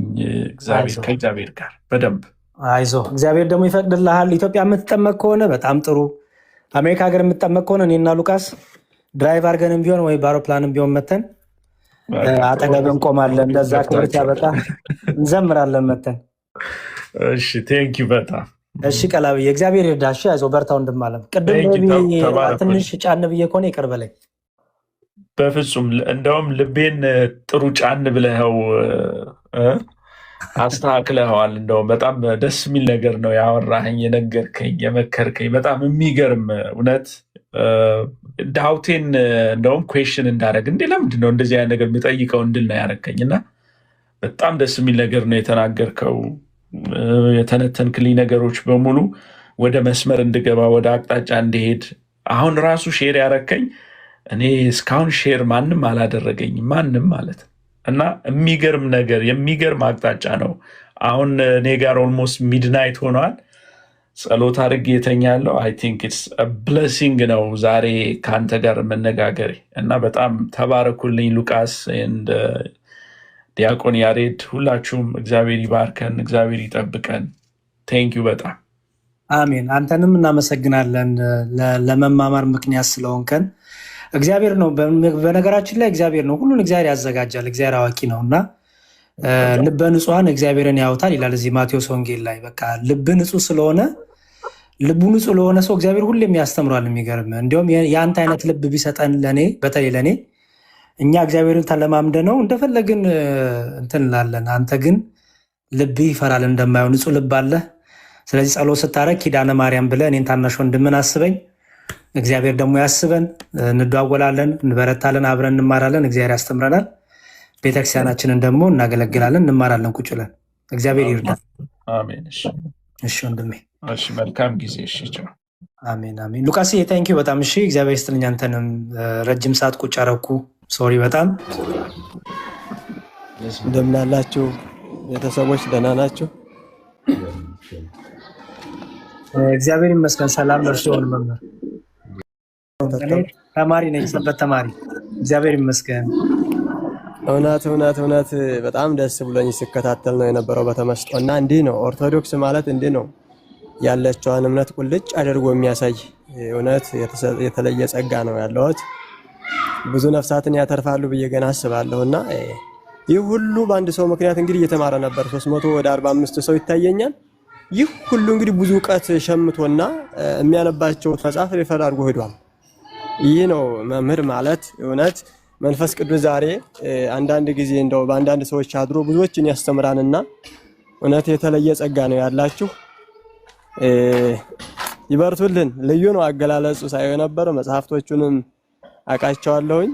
ከዛ ላይ ደግሞ እንዴት አድርገው ዲፈር አድርገው ሰዎች እንዲረዱ የሰጧቸው መረጃ በጣም ደስ የሚል ነውና እውነት መምህራችን ከዚህም በላይ ገና ብዙ ነፍሳትን ያተርፋሉ። ይበርቱልን ነው የሚለው።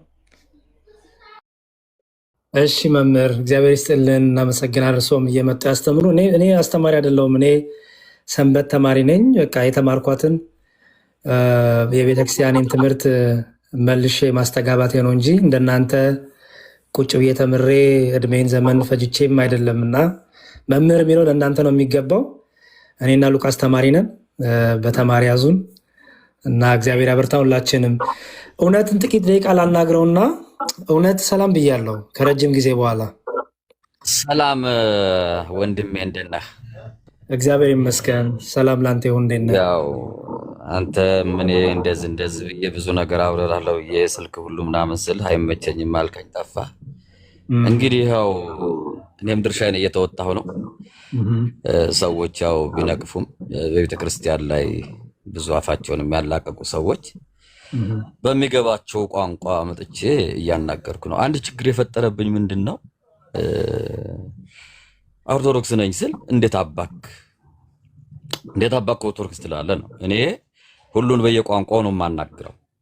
እኔ አንድም ቀን ኦርቶዶክስ እንደዚህ ናት እኔ እንደዚህ ብዬ ቤተክርስቲያን እንደውም አንተን በውስጥ እንደውም አንድ ጊዜ አይሁን አይመቸኝም አልከኝ፣ በውስጥ እንዳናግርህ ነበር የፈለኩት። ነገር ግን ሁሉን በቋንቋው ማናገር ይገባል። ሁሉም ከዚህ ከቤተክርስቲያን ላይ አፉን ሲከፍት ከነሱ የተሻለ ዕውቀት ይዘህ መጥተህ በሚገባቸው ቋንቋ ስታናግር እንጂ የቤተክርስቲያኗን እኔ የራሴ አካሄዳለሁ። እኔ ምንም እንትን ምለው የለኝ። ግን ታውቃለህ አንተ ትሁን ክርስቶፎር አላውቅም፣ ይሄ ሰውዬ እንያዘው ኦርቶዶክስ ነው ሲል ሁሉም እንዴት አባቱ ብለው አይን ላፈር ሲሉ አንተ ትመስለኝ ብቻ ክርስቶፎር ሲሆን ለምን ኦርቶዶክስ ነኝ ካለ ብሎ ከሁለት አንዳቸው ብቻ አንተ ብላል። አንተ ግን በውስጥ አናግርሃለሁ ብዬ ነው። ሆኖም ግን ምንድነው እኔ ኦርቶዶክስ ነኝ ስለኛው አባቶች ጋር ግብቼ አንዳንድ ጥያቄዎችም ልጠይቅ ስል እንደው ስሙን መጥራት ባልፈልግም እንደዚህ ነው ባክኔ እንዲህ ነው ብዬ ስለው ችግር የለም እረዳሃለሁ ምናምን እንደው አንድ ጥያቄ ጠይቅ ምናምን ስጠይቀው መጡ አንዱ ይሄ ሰውዬማ ምናምን ብሎ ጭራሽ ያስወረዱ እና ይሄ አይነት ችግር አለ። ግን እኔ ለቤተ ክርስቲያን እየሰራሁ ነው። አንድ ቀን ፍሬ ያፈራል ብዬ አስባለሁ። እኔ ከኦርቶዶክስ ተዋህዶ ውጪ ምንም ነገር ግን ለጆቫውም ለኦንሊ ጂሰሱም ፕሮቴስታንቱም ለሙስሊሙ በሚገባው ቋንቋ ለዚህ ሁሉ ምንድነው በእውቀት የመጣን በእውቀት በመጽሐፍ የመጣን በመጽሐፍ ነው የምትመልሰው። እና ኦርቶዶክሶች ቢረዱ ነው የምለው ነው ቢረዱ ባይቃወሙ። እና ይሄ ነው ያለኝ። አመሰግናለሁ። ይሄ ቤተክርስቲያናችን ትምህርት ነው። እኔ አንድ ነገር የምናገረው መምህር ዘላለም ወንድሙ 30 ምናምን ዓመት አስተምሯል። ነፍሱን በአብርሃም በይስሐቅ ያሳርፍልን። ከእድሜውን 75%ን ተምሬያለሁ። አውደ ምሕረት ቁጭ ብዬ ተምሬ ነው። ካልተማሩ አያውቁም፣ ካላወቁ አይሰሩም፣ ሳላሰሩ አይጸድቁም ይላሉ። እና ስለዚህ ለኢትዮጵያ ኦርቶዶክስ ቤተክርስቲያን አማኝ ነኝ። እኔ ምንም ከዛ የተለየ ህይወት የለኝም። ህይወቴም እስትንፋሴም እዚሁ ነው። ነገር ግን በዘመኑን የሚዋጅ ነገር ለልጆችን ስጠይቅ መጽሐፉ ተያያዥነት ስላለው አንተ እንዴት አባክ ኦርቶዶክስ ትላለህ? ይኸው 300 ምናምን ሰው እየሰማ ነውና እንዴት አባክ አንተ ይላሉ። በተለይ ሙስሊሞችንም ማንኛውንም ሰው መጽሐፉ በሚለው ቋንቋ ነው የማናግረው። ለእያንዳንዱ የተለያየ አስተሳሰብ ስላለ ይሄንን የሚመጥን ሐሳብ ይሄ ደግሞ ዝም ብዬ አይደለም ያመጣሁት ዋጋም ከፍዬ ነው። እና ይሄን እንድረዱኝ ነው የምለው። አመሰግናለሁ ስለሰማሁ። የቤተክርስቲያን ቋንቋ ነው። እኔ አዲስ ነገር ምንም የሰማሁት የለም። ማወቅ ያስፈልጋል ቤተክርስቲያን። አሁን አንድ ነገር ልናገር። እውነት ሲገለጥ የሚል ሚዲያ አነበረኝ ዩቲዩብ ላይ ብዙም ሳያይም ነበር። እና ስለዚህ አንድ ኦርቶዶክስ ምንድነው ችግራችን ብዬ ችግርን ማየት ነው። የቤተክርስቲያናችን ችግር ምንድነው ብሎ ችግሯን የሚደፍን ያስፈልጋል። ችግር ካለ ማለት ነው። ስለዚህ እኔ ለቤተ ክርስቲያኔ ነው እየሰራ ያለሁት እንጂ በሌላው አይን ባይመለከቱ አንድን ፕሮቴስታንት፣ አንድን ጆቫ ዊትነስ፣ አንድን ኦንሊ ጂሰስ እነዚህን አፋቸውን መዝጋት ይገባል ይላልና እኔ ተሳክቶልኛል። ግን ጊዜ ገቢር ለእግዚአብሔር። አመሰግናለሁ ስለሰማሁ ደስ ብሎኛል። ቁጭ ብዬ አንተን ብቻ ነው የሰማሁ የተማርኩት። ማንም ጋር ገብቼ ብዙም አልሰማም። ለምን ድምፅህንም ስለሰማሁ ደስ ብሎኛል። ወንድሜ ያለኝ ይሄ ነው። ክርስቶስ ተንሥአ እሙታን በዐቢይ ኃይሎ ስልጣን አሰሮ ለሰይጣን አግዓዞ ለአዳም ሰላም ዜስ ኮነ ፍስሐ ሰላም ብላ የቤተክርስቲያናችን ቋንቋ እስከ በዓለም ሳድረስ የምትለው ይሄንን መጀመሪያ ማለት ይገባ ነበረ። አመሰግናለሁ ያሬድም ስለሰማሁ እግዚአብሔር ያክብርልኝ። እሺ መልካም እግዚአብሔር ይስጥልኝ። ሚዩት አድርጌ እንዳዳመጥኩ እንድታዳምጠኝ እፈልጋለሁ እና ስታዳምጠኝ ግን በቅን ልቦና አዳምጠኝ። እሺ አደራ ፕሊስ። እኔ ውሸት መዋሸት አልወድም። እውነቱን እውነት ሐሰትን ሐሰት ብዬ መናገር ይጠቅማል ብዬ ስለማምን ማለት ነው። ኦርቶዶክስ አይደለህም ከሚሉ ሰዎች መካከል አንደኛውና ዋነኛው እኔ ነኝ። እኔ እናንተ ብዙ ጊዜ ተጋጭተናል። ምንም እንዳልተጋጨ ምንም እንዳላሳለፍን አርጌ በዋሽ ራሴን ነው የማታለው። እኔ እናንተን ያጋጨን ግን ርስት፣ መሬት ወይ መኪና ወይ የሆነ ዱላ ወይ ቁምጣ ወይ ኮት ሱሪ አይደለም ያጋጨን። ያጋጨን ምንድነው? ኦርቶዶክሳዊ ትምህርት ነው። አንድ ሰው ኦርቶዶክስ የሚያሰኘው ትምህርቱ ነው። አንድ ሰው ኦርቶዶክስ የሚያሰኘው እኔን ኦርቶዶክስ የሚያሰኘኝ ዲያቆን የሚብል ስም ቅጥያ ስላለኝ አይደለም፣ ወይ ትልቅ ማዕተብ ስላሰርኩ አይደለም። ኦርቶዶክስ የሚያሰኘኝ ትምህርቴ ነው። ኦርቶዶክሳዊ ትምህርት ከሙስሊም ጋር ስናወራ፣ ከጴንጤም ጋር እናወራ፣ ከወንጂሰስ ጋርም እናወራ፣ ከፍቅር ሲዝም ጋርም እናወራ፣ ወጥ ነው ትምህርቱ። በቃ ወጥ ነው። ሙስሊም ጋር ሄጄ የምቀይረው ነገረ ክርስቶስ የለኝም።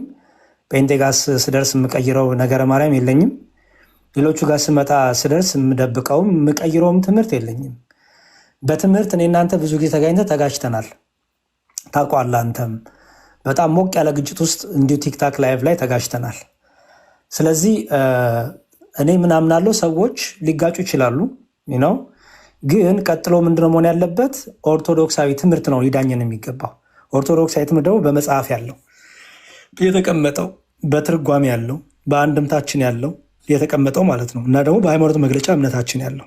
ስለዚህ በሃይማኖት መግለጫ እምነታችን ላይ በትርጓሜያችን ላይ በተለይ በነገረ ክርስቶስ የክርስቶስን የባህሪ አምላክነት እኔ እስከማውቀው ድረስ ከረጅም ጊዜ ነው በኋላ ያገኘውክ። የዛን ጊዜ ቆይቶ የተገናኘን ጊዜ በክርስቶስ አምላክነት ላይ እናንተ ብዙ ጭቃጭቀናል። ብዙ ሰው አለበት። እኔ አምላክ ነው እያልኩ አንተ አምላክ አይደለም እያልክ ማለት ነው። በስላሴም ጉዳይ ላይ ብዙ ተናግረናል።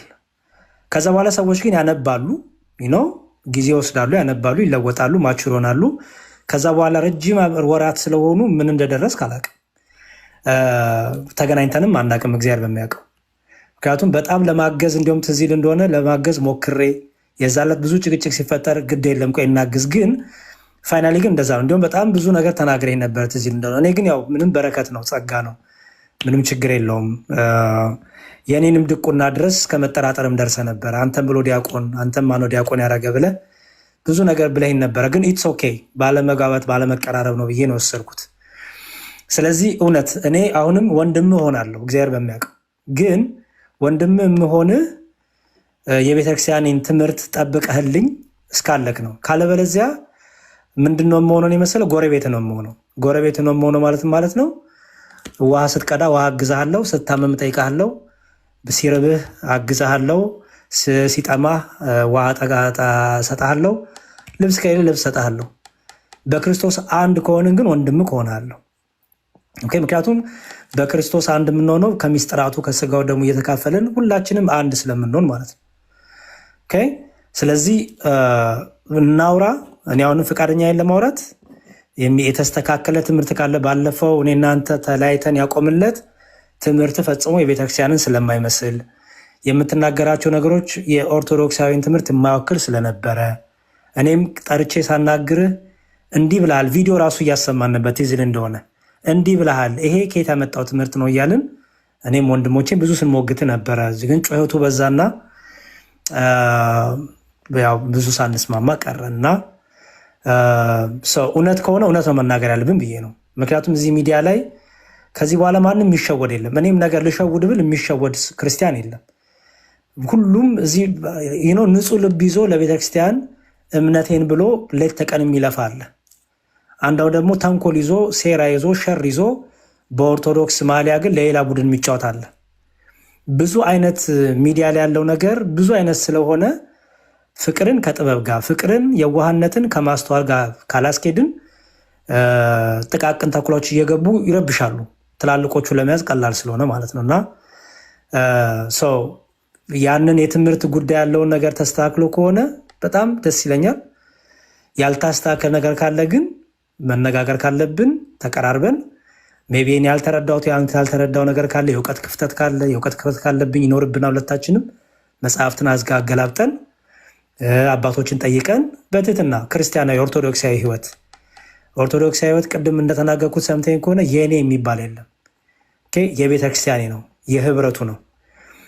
አንድ ሰው የኦርቶዶክስ ትምህርት ካልሰማብህ ኦርቶዶክስ አይደለም ሊል መብቱ ነው። ባይዘወይ በዛ እንዳይከፋ ባይዘወይ እኔ አሁን አንዳንድ ነገር ስናገር ውይይቶች ላይ ዲቤት ሳደርግ በውስጥ ይጽፉልኛል መምህራን፣ ያሬድ አሁን የተናገርከው የቤተክርስቲያን ትምህርት አይደለም፣ ይህን ነገር ድጋሚ አንብበው፣ ካልተረዳው ደግሞ ድጋሚ እወቀው ወይ ደግሞ መጽሐፍት እንላክል ይሉኛል። የሚገርም እንዴት ትሉኛላችሁ? እኔ ምን አልልም፣ ምክንያቱም ሁሌም የእውቀት ክፍተት ይኖርብናል። ልቤን ከፍቼ በትህትና መምህራኖቼን፣ አባቶቼን፣ ታላላቆቼን በማዳመጤ በጣም ትርፍ አግኝቻለሁ። በጣም እንዳልኩ ነው። ኦርቶዶክሳዊ ትምህርት ካላየንብህ ይሄ ኦርቶዶክሳዊ ትምህርት አይደለም። ይሄ ኦርቶዶክስን አውክልም ስንል ከመበሳጨት ከመናደድ ይልቅ መሆን ያለበት ምንድን ነው? የቱ ጋር ነው ስህተቴ? ሜቢን ያላየሁት ክፍተት ካለ መጽሐፍትን ካላገላበጥኩ ትርጓሜ ካላየው እስቲ ጠቁሙኝ በሚል ሳይንስ ብንሄድ አንተም ትበረታለህ፣ እኔም እበረታለሁ። እንደዚህ እያደገን እንሄዳለን ማለት ነው። ስለዚህ በእሱ እናድርግ። የምናወራውን እንግዲህ በደንብ እናወራለን ማለት ነው። ምን ይመስላል ወንድም አለ? አመሰግናለሁ። እኔ ምናልባት በውስጥ ጽፍልሃለሁ። እሺ፣ በውስጥ ብናወራ ይሻላል። እዚህ ጋ ችግር የለውም ማለት አልፈልግም። ይቻላል። አመሰግናለሁ። እሺ ወንድም አለ፣ ፎሎ አድርጌ ያለው በቃ እናወራለን። እሺ፣ እግዚአብሔር ይስጥልኝ። እሺ ወንድሜ፣ ደስ ብሎኛል ስላገኘው ድጋሚ እንደዚህ በተረጋጋ መንፈስም ስላወራን ደስ ብሎኛል። ደግሞ ቤተክርስቲያናችን ከሁላችንም የበላይ ስለሆነች እሷ ትመራናለች፣ እሷ ትጠብቀናለች፣ ትቀጣናለች፣ ገረፍ ታደርጋናለች፣ ቁንጥጥ ታደርጋናለች። እኔ እናንተ ደግሞ እንደ ልጅነት ደግሞ እንማራለን ማለት ነው። እሺ ሉቃስዬ ታንኪዩ በጣም። አንድ ነገር ልናገርና ልጨርስ።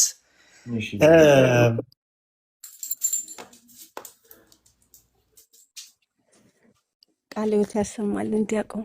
እናመሰግናለን። ብዙ ተምረናል። አሜን። አብራ ያሰማን። እሺ አሜን። ሰላም ብያለሁ። እሺ ቃለ ሕይወት ያሰማልን።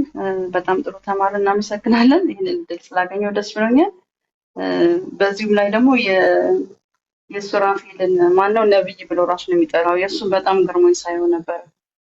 እንዴት እና ኤሊ የምትባለው ልጅ ሪያክት ስታደርግ ትልቁ ዘንዶ ትንሹን ዘንዶ ሊቆጣ ይፈልጋል ብላ ላይክ በጣም ራሳቸውም እኮ አይስማሙም ለማለት ነው። ይበስ አመሰግናለሁ። እናመሰግናለን በጣም እግዚአብሔር ይስጥልኝ።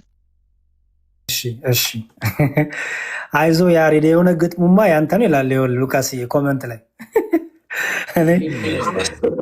ለቀልድ እንኳን እኮ እንደዚህ አይነት ውሸት እኮ አይሆንም። የምር አይደለም መቼም ብዬ አስባለሁ። እኔ ቴዲን አላቀው አያቀኝ፣ ግን በቃ ጴንጤ እንደዚህ ነው የወለን።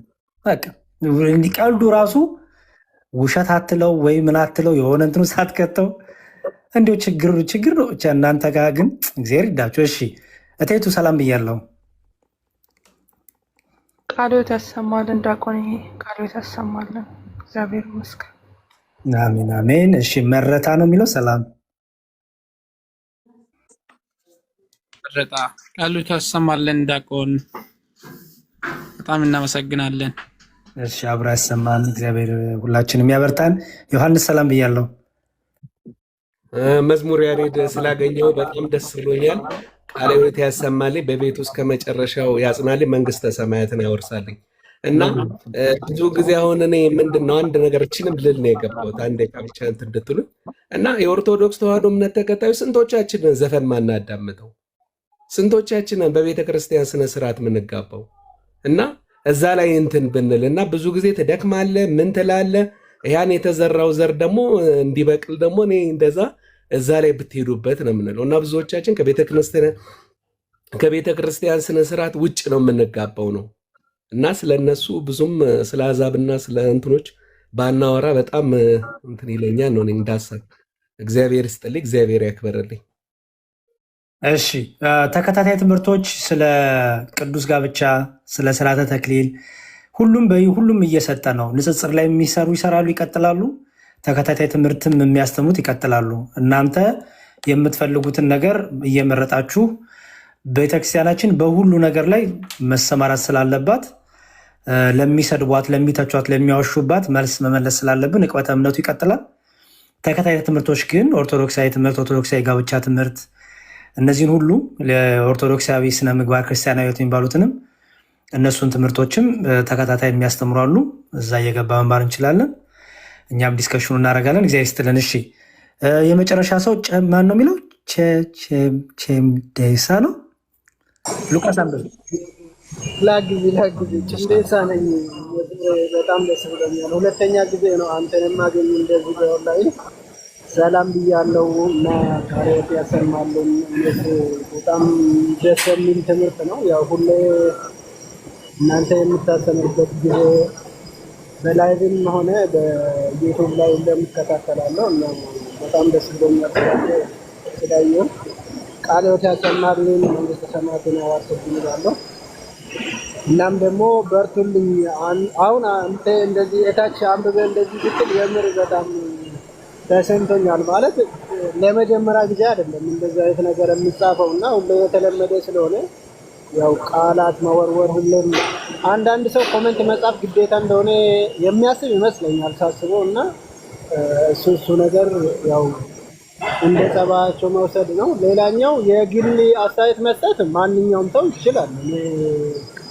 ስለ ዘፈኑ እንትን ብሎ ምናምን ሳይሆን ማንም ሰው አንድ ሰው አስተያየት ሊሰጠው ወይ ደግሞ የሆነ ነገር ላደርገው ይችላል እና ብዙ ጊዜ በተለያየ አቅጣጫ ስለሚወሰድ ይሄ ነገር ቢስተካከል ከእኔ ጨምሮ ማለት ነው። እኔን ጨምሮ ብዙ ጊዜ እንደዚህ አይነት አስተሳሰብ ስላለ አስተያየት መስጠት እንደማንችል አድርጎ የሚያስብ አለ እና እሱ እንደ ቁም ነገር ባትወስዱና ያው የጀመርነው እና የበፊቱ እንትናችን ብንቀጥል በጣም ጥሩ ነው ብዬ አስባለሁ። በርቱልን። ይሄ ደግሞ ፈጣሪ ደግሞ ከዚህ በላይ ያግዘናል ብዬ አስባለሁ። ሌላ በመጨረሻው አንተን እፈልጋለሁ መስሙር በውስጥ ማግኘት ብችል በጣም ደስ ይለኛል። ለአንድ ጉዳይ ስለምፈልግህ በውስጥ ፎሎ አድርጎኝና ወይ ስልኬን አስቀምጥልሃለሁ። ባገኝ ደስ ይለኛል። እዚህ ስለሆንኩኝ ማለት ነው። በጣም ደስ ብሎኛል። መልካም ጊዜ ነው። እሺ በቃ ጻፍልኝና ደስ እናደርጋለን። ማጠቃለያ መልእክት ልስጥና ልውጣ። ቤተክርስቲያን ሐኪም ቤት ናት። ብዙ ጊዜ አይታችሁ ከሆነ ለምንድነው ብዙ ኃጢአተኞች ኦርቶዶክስ ቤተክርስቲያን ውስጥ ያሉት አይደለም የሚለው ብዙ ሰው ብዙ ኃጢአተኞች ኦርቶዶክስ ቤተክርስቲያን ውስጥ አሉ። ለምን? የጌታ ቤተክርስቲያን ስለሆነች። ለምን? መሸሸጊያ። እናንተ ሸክማችሁ የከበዳችሁ ወደ እኔ ኑ ስላለ ጌታ ቅዱስ ሆነ ጻድቅ ሆነ አይደለም የምንመጣው። መድኃኒት ፈልገን ነው የምንመጣው። መድኃኒታችን ክርስቶስን ፈልገን ነው የምንመጣው። ስለዚህ በቤተክርስቲያን ኃጢአተኞች ለመንበዙ ትክክለኛ የኃጢአተኞች መሰብሰቢያ ስለሆነች፣ የኃጢአተኞች ተስፋ ስለሆነች ቤተክርስቲያን፣ የደካሞች መሸሸጊያ ስለሆነች። ኦኬ። ስለዚህ በደስታ ነው ቤተክርስቲያን የብዙ ኃጢአተኞች መሰብሰቢያ ስንል በኩራት ነው ባይዘወይ። ምክንያቱም ጌታ ከእሷ ጋር ስላለ፣ ጌታ ደግሞ የኃጥኡን መጥፋት ስለማይፈልግ፣ የኃጢአተኛውን መጥፋት ስለማይፈልግ፣ ለንስሐ ስለሚታገስ። እንግዲህ ወገኖቻችን ጋር ጻድቅ ሆነው ከሆነ የሚሄዱት እነሱም እንግዲህ ጻድቅ ብቻ ከሆነ እዛ የሚገባው መብታችሁ ነው። እኛ ጋር ግን ከጻድቁ ኃጢአተኛው ይበዛል፣ በጣም ይበዛል። እንደኛ እኮ ምስክር ነን ለዚህ። ያው እኔ ምስክር ነኝ። ደካማ ነኝ፣ ኃጢአተኛ ነኝ፣ በደለኛ ነኝ፣ በጣም እግዚአብሔርን ያስቀየምኩ ነኝ። ግን የት ነው መሰብሰቢያ መሰላችሁ? ቤተክርስቲያን ተስፋዬ ቤተክርስቲያን ናት። ክርስቶስን የማይባት፣ መስቀሉን የማይባት፣ ስጋው ደሙን የምቀበልባት፣ ንስሐ የምገባባት ሐኪም ቤቴ ናት። የስጋ በሽታ ሲይዘኝ ሐኪም ቤት ሄዳለሁ።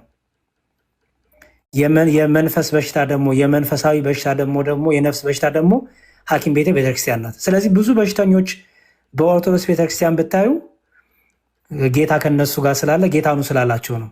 የእናንተ ጌታ የሚጠየፋችሁ በሽተኞችን፣ ኃጢአተኞችን፣ ዘፋኞችን፣ አመንዝራዎችን የሚጠየፍ ከሆነ ያ የእናንተ ሐሰተኛው ኢየሱስ ነው።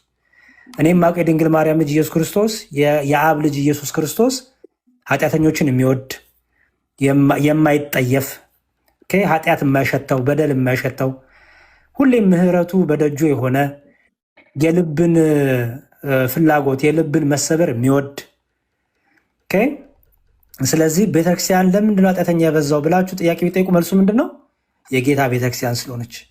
መልሱ ምንድነው? ክርስቶስ እናንተ ሸክማችሁ የከበዳችሁ ሸክማችሁን ይዛችሁ ኑ ስላለን። ስለዚህ ዘፋኙም፣ አመንዝራውም፣ ኃጢአተኛውም በቃ ሰካራውን በሉት ምንም በሉት ብቻ ዓለም ኃጢአት ብላ የምቆጥረው ወይም ጴንጤ እኛን ኃጢአት ብሎ የሚቆጥርብን ነገር ማለት ነው። ጴንጤ ራሱን ጻድቅና ቅዱስ አድርጎ ስሎ እኛን ኃጢአተኛ አድርጎ የሚቆጥርብን ነገር ሁሉ በኢትዮጵያ ኦርቶዶክስ ተዋሕዶ ቤተክርስቲያን ቢያይ መልሱ ለምንድን ነው? ሸክማችን ስለከበደን ጌታ ነው ስላለን ከነ ሸክማችን ስለመጣን እና ሸክማችንን እናንተ አይታችሁታል። ጌታ ግን ሸክማችንን እያገዘን ነው። እናንተ ሸክማችንን ቁጠሩ፣ ችግር የለውም። እኛ ግን ሸክማችንን እያቀለልን ጌታ እየረዳን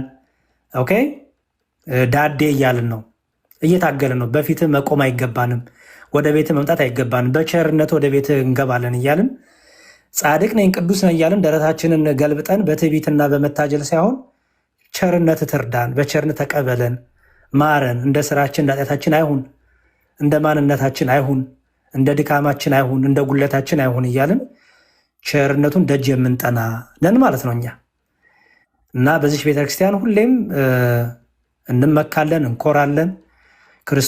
ክርስቶስ እኛን እርሱ ጋር መተን የምንታከምበት የክርስቶስ ቤት ስለሆነች ማለት ነው። እግዚአብሔር ከዚች ቤት አይለየን።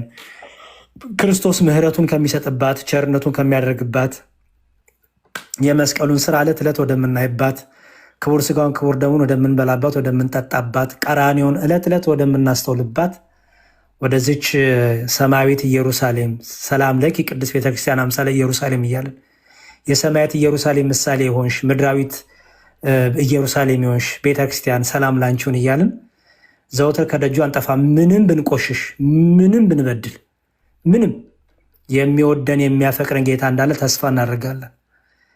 አልሸተውም፣ አይሸሸኝም፣ የጠፋው ልጁ ነኝ፣ ስመጣ ያቅፈኛል፣ አንተ ዘሙታል፣ አንተ ጨፍራል፣ አንተ ደንሳል፣ አንተ አመንዝራል አይለኝም። ብቻ ልቤ ተሰብሮ ሲመጣ ጌታ ይቀበለኛል። ስለዚህ የጠፉ ብዙ ልጆች አሉ እየመጡ ያሉ። ስለዚህ ሲመጡ ጴንጤ ዳር ይዘው ውቀስ፣ አንተ ዘፋኝ፣ አንተ ዘማዊ፣ አንተ ሰካራም፣ አንተ ጠጭ እያልክ ውቀስ። አባታችን ግን እጁን ዘርግቶ ይቀበለናል። ከዚች ቤት እግዚአብሔር አይለየን። እናመሰግናለን። ሉቃስዬ አንተንም በርታለን፣ አገልግሎትን እግዚአብሔር ይቀበልልን። ሁላችሁንም አመሰግናለሁ። መምህር እርሶንም ሳያስተምሩ ረጅም ሰዓት እኔ ብቻ አወራሁ፣ ይቅር ይበሉኝ። የምታርመው የምስተካከለው ነገር ካለ የእርሶን ምክርና ተግሳጽ ሰምቼ ልውጣ። እውነት መዝሙረ ያሬድ በጣም ደስ የሚል ነው። እኔ በጣም በተመስጦ ስከታተል የነበረው እግዚአብሔር ይስጥልን። ከዚህም በላይ የምታገለግልበትን ጸጋና እድሜ ያድልልን። እንደናንተ ያሉ መምህራንን ልዑል እግዚአብሔር አምላካችን ያብዛልን። ዛሬ ትልቅ ጉባኤ ተደርጓል። በዚህ ትልቅ ጉባኤ ማለት ነው፣ በጣም ትልቅ ብዙ ሰው የተሰበሰበበት ብዙ ትልቅ ጉባኤ ተደርጓል። ብዙ ነፍሳት ድነዋል። ብዙ ነፍሳት ደግሞ ለመዳን መንገድ ላይ ነው ያሉት። እግዚአብሔር ለምክንያት አንዳንድ ሰዎችን እያዘጋጀ እንዲህን ይሰራል። የእግዚአብሔር ስራ እጹብ ግሩም ነውና በወለ እግዚአብሔር ግሩም ግብርከ ነው። በእውነት ግሩም ነው እና ብዙ ሰዎችን የመዳን ምክንያት ሆነሃል። ሁላችሁም እንግዲህ የምትሰሙ ፎሎ አድርጉትና ተከታታይ ትምህርትም ስለሚሰጥ በደንብ ሃይማኖታችሁን ወቁ።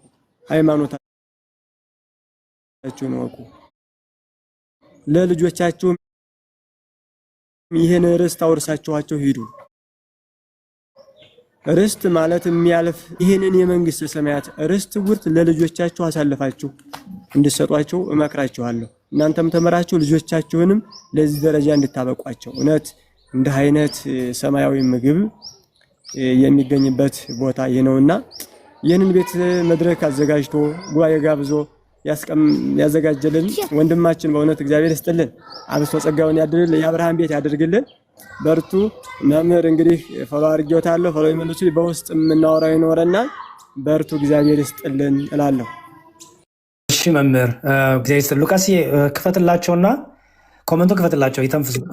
ለሊት ስለሆነ ሆዳቸውን እያማቸው እንዳይተኙ አንዳንድ ወንድሞች እህቶቻችን፣ አንዳንዱ ትንሽ ሆዱን ቁዝር የሚያደርገዋል መናገር የሚፈልግ ነገር ይኖራልና እሱንም ፍሪደም ስጣቸው።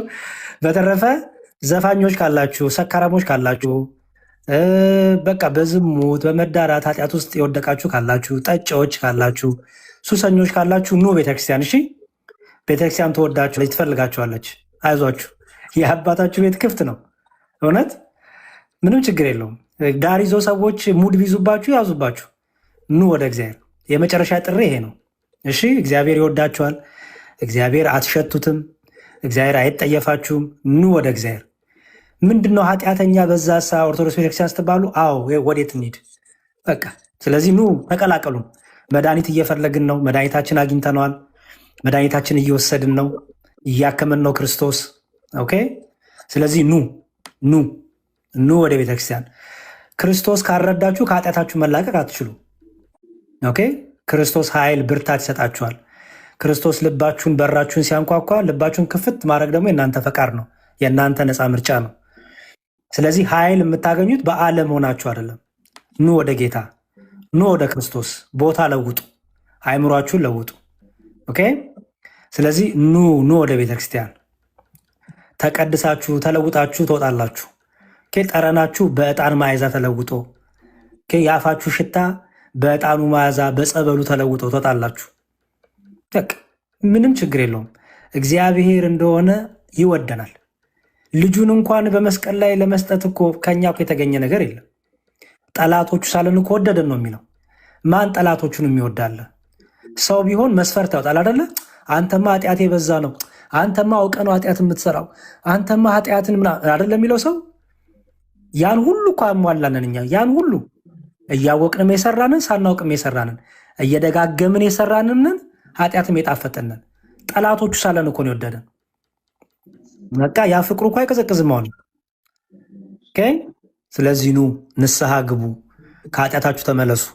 ከኃጢአታችሁ ሊያነጻችሁ የሚችለው ኢየሱስ ክርስቶስ ብቻ ነው። ኃጢአታችሁ የማይሸተው የማይጠየፈው ኢየሱስ ክርስቶስ ብቻ ነው። ኃጢአተኛ ነህ፣ ዘፋኝ ነህ፣ ዘማዊ ነህ፣ እንዲህ ነህ እያለ የቀደመውን ህይወታችሁን የማያገላብጥ ኢየሱስ ክርስቶስ ብቻ ነው። አዲስ አድርጎ የሚሰራችሁ ኢየሱስ ክርስቶስ ብቻ ነው። ስለዚህ ኑ ወደ ክርስቶስ፣ ኑ ወደ ቤተክርስቲያን። እሺ ተስፋ እንዳቆርጡ። ዓለም ተስፋ ልታስቆርጣችሁ ትሞክር ይሆናል። ምን እያለች? አንተ ሆን ብለህ ነው ኃጢአት የምትሰራው፣ አንተ ኃጢአተኛ ነህ፣ አንተን እግዚአብሔር ይቅር አይልህም፣ አንተ ደጋግማ ኃጢአት የምትሰራ ስለሆንክ በቃ ይልሃል ዓለም እንዳሰማው።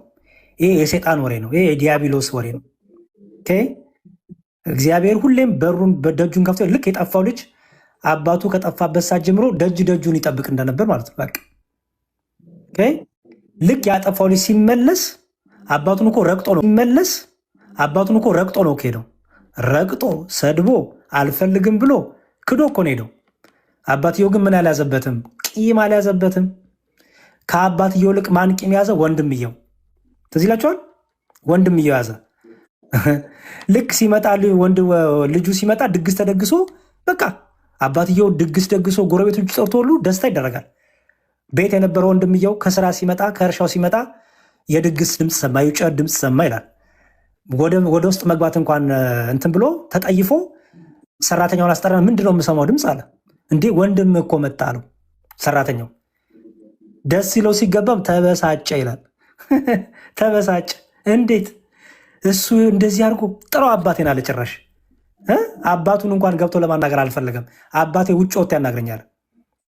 አያችሁ። አባትየው ሲመጣ ደግሞ አባትየውን እኔ ልጅ ቤት ቁጭ ብዬ ስዘምር እንዲወስል እንዲሳረቅ ሳገለግል ስሰብክ ከቤተ ሳልጠፋ ለእኔ ድግስ አልደገስክም፣ ለእኔ እንደዚህ አላረክልኝም። እሱ ግን ክዶክ፣ ረግጦክ፣ ሰድቦክ፣ አመንዝሮ ዘፍኖ ከሴት ጋር ብሩን ጨርሶ ሲመጣ ግን ለእሱ ምን አደረክ? ድግስ ደገስክለት። አያችሁት? ከዛ ምን አለው አባትየው? አሁንም አባትየው ቸር ነው። የሚገርመው ነገር ይሄ እንኳን በጥላቻ ውስጥ ሆኖ እንኳን አባትየውንም ቸር ነው፣ ፍቅር ነው። ምን አለው መሰላችሁ? ተው ልጅ ያለው አንተ እኮ ከኔ ጋር ነህ፣ የእኔ የሆነው ሁሉ ያንተ ነው። ወንድም ግን ከዚህ ሁሉ ርቆ ነበረ፣ ሞቶ ነበረ፣ በህይወት መጣ፣ ጠፍቶ ነበረ፣ ተገኘ። ልንደሰት ይገባናል። አንተማ ከኔ ቀርቶብህ አያውቅም፣ የኔ የሆነ ሁሉ እኮ ያንተ ነው አሉ። በቃ እነዚህ አይነት ሰዎች አሉ። ልትመጡ ስትሉ አንተ ዘፋኝ ነህ፣ አንተ አመንዝራ ነህ፣ አንተ ዘማዊ ነህ፣ ልክ እሱ ጻድቅ አድርጎ ራሱ ማለት ነው።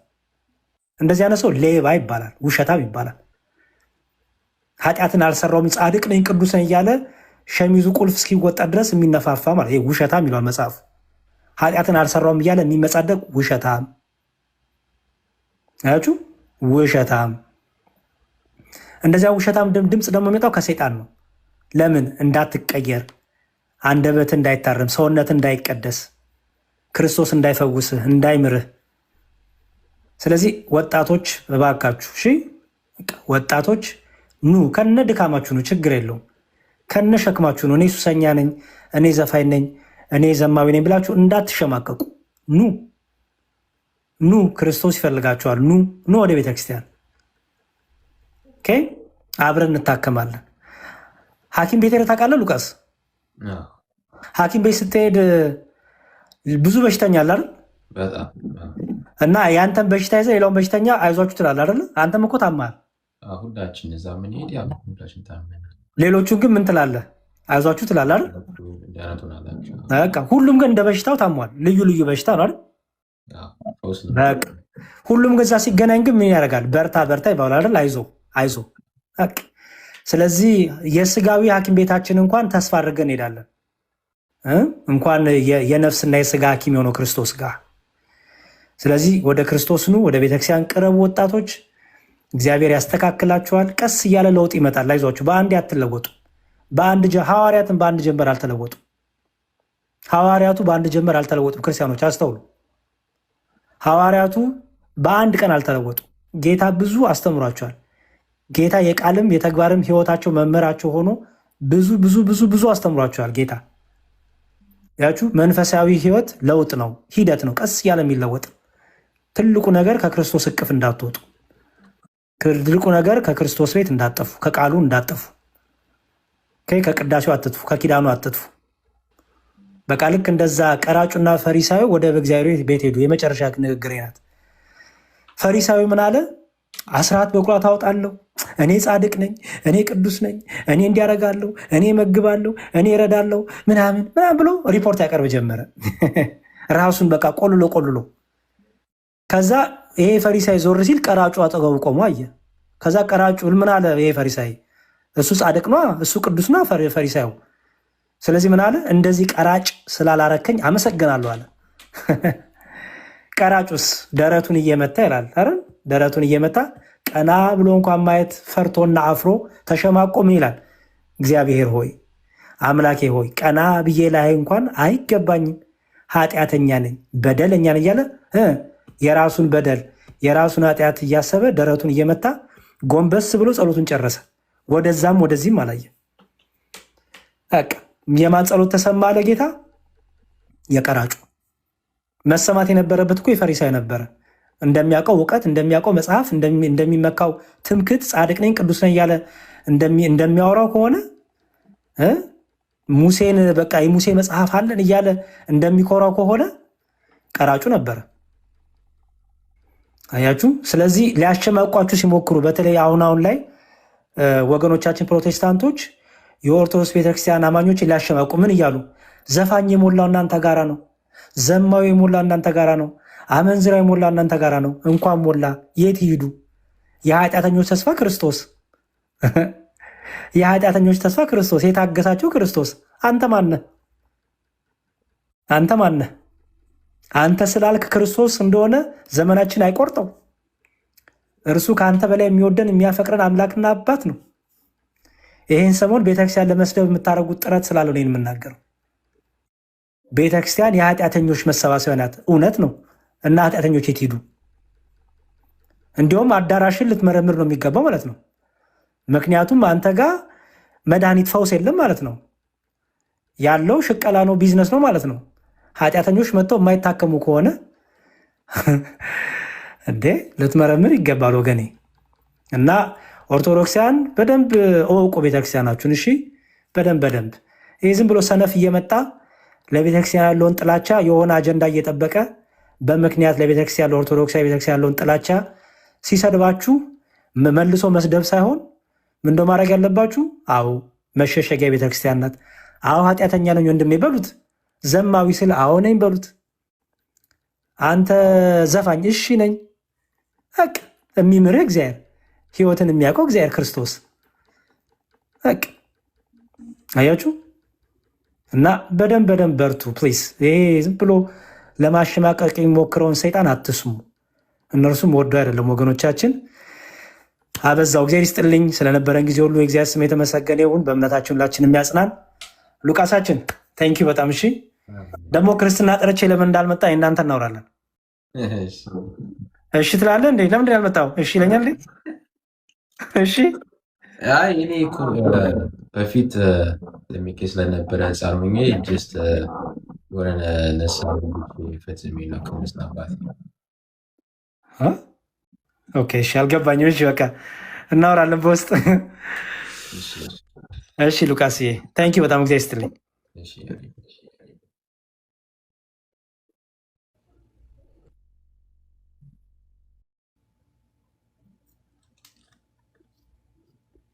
እሺ መምህራችን ስላሉ እርሶን ያስተምሩን ያሬዶ መጥቷል። አሁን